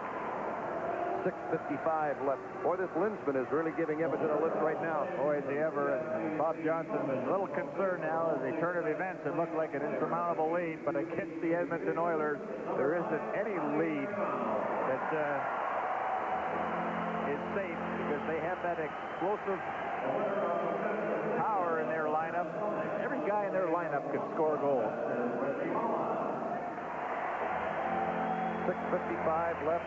Oilers had possession, but Doug Riseborough steals the puck. Lanny McDonald, a wrist shot, deflecting wide. Jackson put it back of the net. Here comes Mark Messier. Coffey with the puck. His pass tipped away. Doug Riseborough couldn't get it to Lanny McDonald. Here comes Messier and Gretzky, joined by Curry. Gretzky centering it. Lanny McDonald coming back, intercept, checked off the puck. Gretzky from back of the net, centering it, tipped away in front. Jackson wheels and gets it out. There's still time for an Edmonton comeback. 6:18 on the clock. And you know that disputed goal credited to Greg Meredith looms rather large right now. Well, I remember a goal that didn't go in the Winnipeg series, which Paul Coffey scored, and that also was a big one. So maybe it's poetic justice. Gary Curry going to the puck. Randy Gregg lost it, but it's recovered and brought out by Messier. Chased by Jackson. 5:45 left on the clock. 6-4. Calgary leads by 2. They've never trailed in this game. Pat Hughes bumping with Kevin LaValle. Kevin Lowe and Greg Meredith go after the puck. Lumley takes a shot. The puck just wide. There was Gretzky going to the front of the net. Tipping it high and off the target. 5:22 left. Yellowman puts it hastily into his own zone. Doug going to the puck. Off the boards and hits O'Day. Centering it. Loose puck in front. Greg Meredith gets the puck for the Flames. To Yellowman. To Dunn. Coming in on Honey. Honey broke up the Flames. 5 minutes left in regulation time. O'Day. Yellowman gets the puck out. He ices it. A little bit of panic starting to show in the Calgary Flames zone, and they're called for icing the puck. Live from Calgary, the Stanley Cup playoffs. Thank you. Oh, and remember, at Holiday Inn, you get our no excuses guarantee in writing. Everything in your room will be right, or we'll make it right. No excuses, or that night you stay free. Enjoy your stay. Thank you. Now, what other hotel chain gives you that guarantee? A guarantee that comes from every one of us at Holiday Inn to you, because we want to take care of you. We give you a guarantee, not excuses. Well, that's the story. The Flames by 2, 6-4 lead with 4:47 left to go. There was a little altercation in the center ice area. Kent Lindstrom right in the middle of it. When you're on for the Oilers, they love him. When you're playing against them, you hate him. Well, he's the guy that's really sparking the Edmonton comeback. His 2 goals. It's cut the lead to 6-4. Curry and Gretzky scored the first period goals for the Oilers. Anderson and Nielsen facing off. Reinhardt put it on the board for Bridgman, clearing it out. Glenn Anderson to Willie Lindstrom. Back in the corner for Anderson. Lindstrom racing after the puck as Reinhardt banks it on the board. Hislop battling for it. Randy Gregg keeps it in. Put in front by Lindstrom. Steered away. Conroy takes it back in the net. 4 minutes and 18 seconds left on the clock. Conroy bringing it out. Reinhardt checks at center ice. Gets the puck again and sweeps it in. 2 goals by Reinhardt. Others by McDonald, Jackson, Bridgman, and a disputed goal credited to Greg Meredith for Calgary. An offside at the Flame blue line, stopping the play. A good play by Richie Dunn. He caused the offside by challenging the Oilers as they were crossing that zone, but the Oilers right now are coming at the Flames just one wave after another. They're not going to give up. They would like to finish this series in 4 games. Rest up for the next one. Huddy and Coffey on the Edmonton defense. Messier, Curry, and Gretzky up front as they swarm into the Calgary zone. Lanny McDonald getting the puck. Coming out with Doug Rysbrow and Jimmy Jackson. McDonald in on Curry. Russell gambles a bit, goes in deep. Hustles back as the Oilers get possession. 3 minutes, 35 seconds left. Mark Messier. Offside is called by Leon Stickles. Well, Jim, you mentioned about Phil Russell gambling. Well, he was going in offensively, but number 9, Lanny McDonald, was doing a pretty good job of covering up. And now as soon as Russell gets back to his defensive position, that'll allow McDonald to go in and play up front again. But good coverage. That's what we mean by knowing what's happening on the ice. McDonald looked around, sized up the situation, and did exactly what he was supposed to do in that case. Rysbrow and Messier facing off. Messier drops it to Huddy, shooting it in. Jackson clears it out. Rysbrow battling for the puck. Charlie Huddy takes over. Knocked down at the line by Reinhardt. Loose puck. Huddy goes after it. 3 minutes, 14 seconds left. Calgary 6, Edmonton 4. Edmonton leads the series 3 games to nothing. Jimmy Jackson back-checking. Breaks up the play, dumps the puck out. It's a long ways for the International League to the Stanley Cup playoffs, but that's the route Jimmy Jackson has taken, number 16 for the Flames, and he scored a goal for them tonight. Conroy's pass hits Jackson. Conroy gets the puck again. Getting a little room. Messier back for the puck. 2 minutes, 42 seconds left. Messier slowed up by Reinhardt and through the playoff side. Now the Flames are hanging on, just hanging on. 2:37. You know, this restores my faith in professional athletes. The effort that the Flames have come up with tonight, even if they would lose this game, the effort was there, and that was really important for them individually and also as a team. A far different performance than last night. Of course, the Oilers were outstanding last night in their 10-2 victory. Here's a steal. Ralston scores! Tom Ralston! 2 minutes, 28 seconds left, and it's 6-5. Don't go home yet.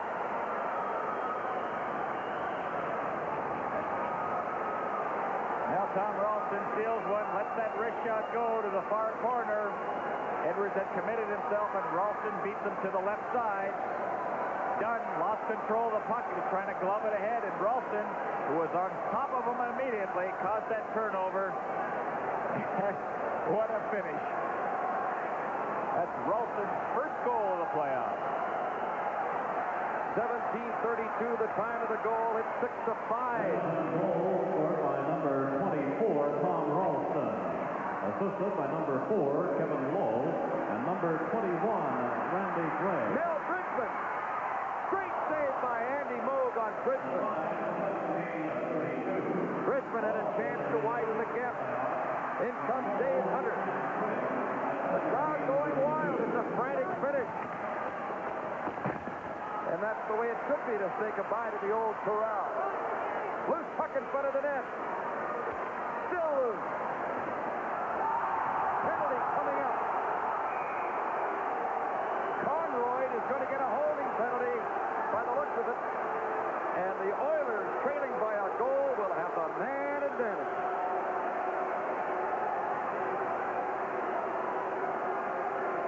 Conroy heading for the penalty box area. Again, the Oilers with a lot of pressure in front. Let's have a look at it as Conroy is all over Lumley and hauls them down. And with 1:48 left to go, we'll find out what kind of defense the Flames can come up with. Conroy for holding at 18-12. Ralston goal, bringing Edmonton to within 1. Lowe and Drake got the assist on Tom Ralston's goal. And now comes number 13, Kent Linsman, who has ignited the Edmonton Oilers, scoring 2 goals, and Ralston adding another one. 6-5, 1:48 left. The Flames respond. They like to see the Flames hang on. Did you ever expect that disputed goal credited to Meredith that made it 6-2 would be so important? Face off to the left of Edwards. Wayne Gretzky on the power play. Anderson put it in front. It's swept away. Now here is one situation where Calgary can ice the puck and it won't cost them a face-off. They're short-handed. Wayne Gretzky shoots. Just missed the net. 6-5, Calgary leads. 1 minute, 28 seconds left in regulation time. Jamie Hislop's got the right idea. He's going right after the Oilers. Don't give them an easy time coming out of their own end. Ken Nielsen stole the puck. Lost control of it. Mark Messier fights off a check. Offside. 1:12 left. Again, some excellent hustle by Jamie Hislop and also Captain Bill Russell to break up that play, cause the offside. We'll keep our eye on goaltender Andy Moog and possibility of a timeout by the Edmonton Oilers to discuss strategy. Well, Gary, we've talked a lot about the character of the Calgary Flames tonight. Now we're seeing a lot of the character of the Edmonton Oilers. Well, we had mentioned, Jim, you can never count the Oilers out at any stage of the hockey game because they come to play. They want to finish it. Watch Gretzky. See everybody backing in. He uses Reinhardt as a screen. Edwards got just a piece of it, but that shot would have been just wide of the net. A timeout called, and Don Edwards gets a little breather in a pressure cooker right now. Bob Johnson, pretty cool in this situation. Coach Glenn Sather, he's seen his team come back many times. He's got the players he wants out there. There's goaltender Andy Moog about 20 feet out of his net. As soon as the Oilers get into the Calgary zone, get good possession of that puck, you'll find Andy Moog heading for the players' box. And what's really important, Jim, is that the Oiler player not jump on the ice until Andy Moog is in that bench area, or it'll be whistled down. One of the linesmen will watch for that.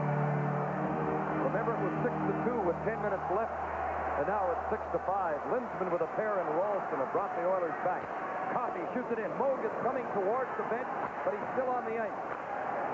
Wayne Gretzky keeping it in. Russell knocked it down. The net is empty now. Ken Nielsen stick-handing it out. Going for an empty net.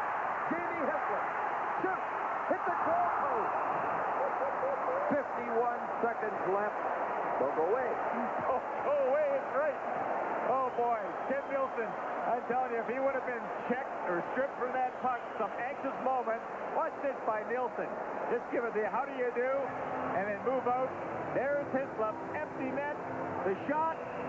Crossbar. And the Oilers are still alive. Andy Moog is back in the net. 51 seconds. Ken Nielsen showing some of that magic. That's what they call it. Well, he's played a lot stronger game tonight than he did in the first three, and that's what the Flames need. Everybody to play at the top of their game. Like Coach Bob Johnson said, we need overachievers to win.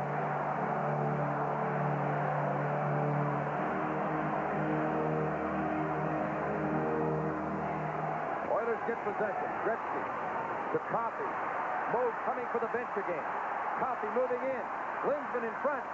A shot went wide. Hislop put it off the board. Gets it out. Moog comes to the bench. The goal is empty again. 34 seconds left. Messier moves in. Shoots. Edwards stops it. Reinhardt put it off the board. Lumley trying to keep it in. Lindsman passes. Gretzky centered it. Edwards blocked it. Puck is cleared out. There won't be icing because Calgary's short-handed. Look at the time. You count it down. That's what they'll do here in Calgary. What a frantic finish. Messier. Coffey just missed the net. The Flames are going to send it back to Edmonton. Game 5, Wednesday at the Northland Coliseum. Well, we had talked before that in the third period, Edwards had to come up big. Well, he did on that last onslaught by the Oilers, the sliding save to preserve the victory. Let's watch it again. Kenny Lindsman moving that puck around to the left of your screen. Edwards slides across and takes a goal away from Mark Messier.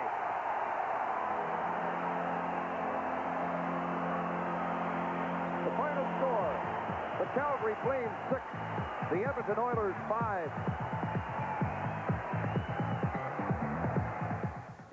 Over the years, your changing fuel needs have caused changes in us. Morning, Joe. Time for gasoline. In 1939, Esso introduced their new premium. SO Extra, please. With the post-war car boom, the need for gasoline grew. Then came lower-cost self-serve. Fill her up. Yes, sir. Unleaded gasoline. Premium unleaded, please. Diesel. And down the road, propane and future fuels. Anticipating your needs makes us better. You make us better, you do. Exo. Why, you should get your next tune-up at Canadian Tire. You know, a tune-up is only as good as the guy who does it. Sure, equipment, even computers are important, but you want a guy who knows what he's doing. A certified mechanic who'll tend to all those little details. You want a guy who's proud of what he's doing, so he'll make sure the job's done right. You know, I'm a guy like that. Hey! Oh, and so are all these other guys. There's a lot more to Canadian Tire than tires. Ladies and gentlemen, here are tonight's Molson 3 stars as selected by Scott Haskins of the Calgary Sun. First star of tonight's game from the Flames, number 9, Lanny McDonald.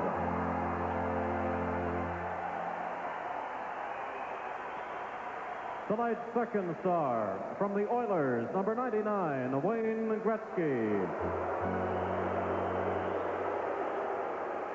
Third star of tonight's game from the Flames, number 23, Paul Reinhardt.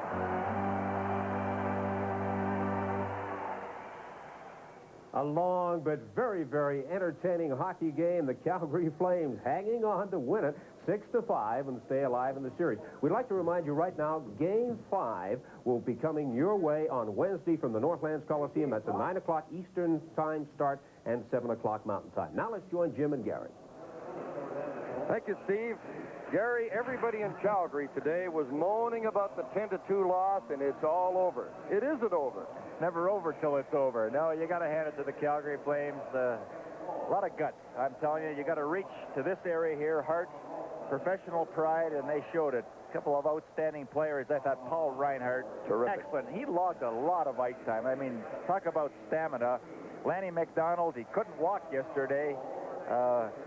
Forget about the injuries. I want to play. Don Edwards made the crucial saves when he had to, and the list goes on. But they played hard. They went after the Oilers. And Kenny Linsman was the guy who brought the Oilers back with those 2 quick goals. Well, we mentioned before that you never count the Oilers out. They have a lot of scoring power. They did against the Jets in Game 3, showed that they could come back, and they made it awfully interesting right to the very end when Edwards made that sliding save against Mark Messier. And, of course, the disputed goal to Greg Meredith looms very large, proves out to be the winner. Yes, it does, and it just goes to show you that the breaks sometimes play a very important part in the game of hockey. And the Oilers, they've had their share, and I'm sure the Calgary Flames have had their share. And we always say that during the course of a season, the breaks break out evenly, but tonight it certainly helped Calgary. Now we're looking forward to hearing from a real standout in this game tonight. And here's Steve Armitage. Thank you very much, Jim. You're looking now at Paul Reinhardt. The game's third star could have been the first star, 2 goals, including his 6th of the playoffs. Paul, the first thing you said to me when you came in was, boy, can they come back. Oh, they're just an explosive team. They've got, everybody talks about stopping Gretzky, and geez, the first game we stopped Gretzky, and then Messier comes through, and if it's not him, it's Anderson or Coffey or Linsman. They're an outstanding hockey club, and if we're going to continue to beat them, we're just going to have a good, solid 20 guys working. The intensity was there tonight for the Flames. What did Bob Johnson say to you people before this one?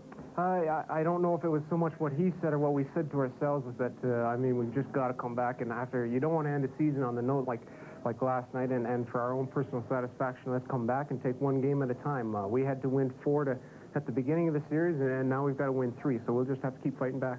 Gary mentioned it seemed to us that you put in an awful lot of ice time tonight. Any idea how much you played? Really, it's hard to say, probably about 35 minutes, but the thing is that late in the game, Kerry Elorante got the boot, and that, it leaves us with basically 1 or 2 right defensemen, so, that added in that little extra ice time. 6 goals so far for you in the series. They're going in. They are. I mean, for all the times that they don't go in, they seem to be making it up now, and they are going in right now, which I hope they continue to. Well, let's look ahead to Game 5, Wednesday night in Edmonton. Well, I think that, I mean, if you're going to try and beat them in their own building, what you're going to have to do is come out a lot more intense than what they do, and that is much tougher than what it seems. They're an intense team in their own building, and we're just going to have to prove to ourselves and to everybody that we can be intense too and come out and play well. Did you honestly think that you'd be in a situation where you'd be going back to Edmonton? Yeah, but we thought we'd have more than just one win right now. I guess, you know, we knew we were going to go back, and we're just going to make sure we give it our all. Okay, thank you very much, Paul Reinhardt, the third star in tonight's hockey game, and a big win it was for the Calgary Flames, 6-5 over the Edmonton Oilers, forcing a fifth game on Wednesday night in Edmonton. Those three stars once again, Lanny McDonald, Wayne Gretzky, and Paul Reinhardt. Game 5, Wednesday night at the Northlands Coliseum in Edmonton. The Oilers, of course, lead the series by a margin of 3-1. There were lots of people in Calgary who said the Flames were finished. They couldn't come back. But the Edmonton Oilers were going to wrap this series up, but we do have a fifth game on Wednesday night. And now, this is Steve Armitage bidding you good night for Stanley Cup 83 from Calgary.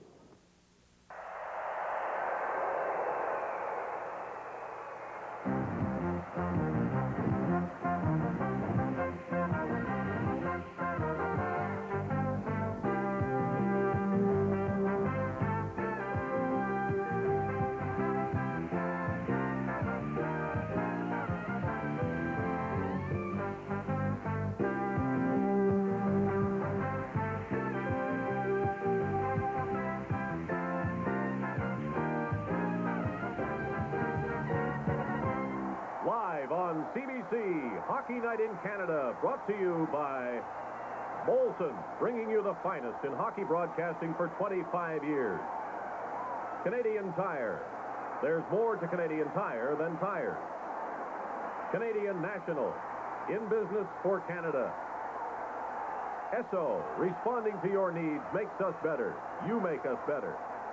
And by Ford of Canada. At Ford, quality is job one, right down the line. This program is protected by copyright and is intended solely for the entertainment and enjoyment of the viewing audience. Reproduction by any means, in whole or in part, without the express written permission of Hockey Night in Canada, is prohibited. The Stanley Cup playoffs continue Wednesday night here on CBC. This is Al Arbor, the New York Islanders. Be sure to join Hockey Night in Canada for all the thrills and excitement.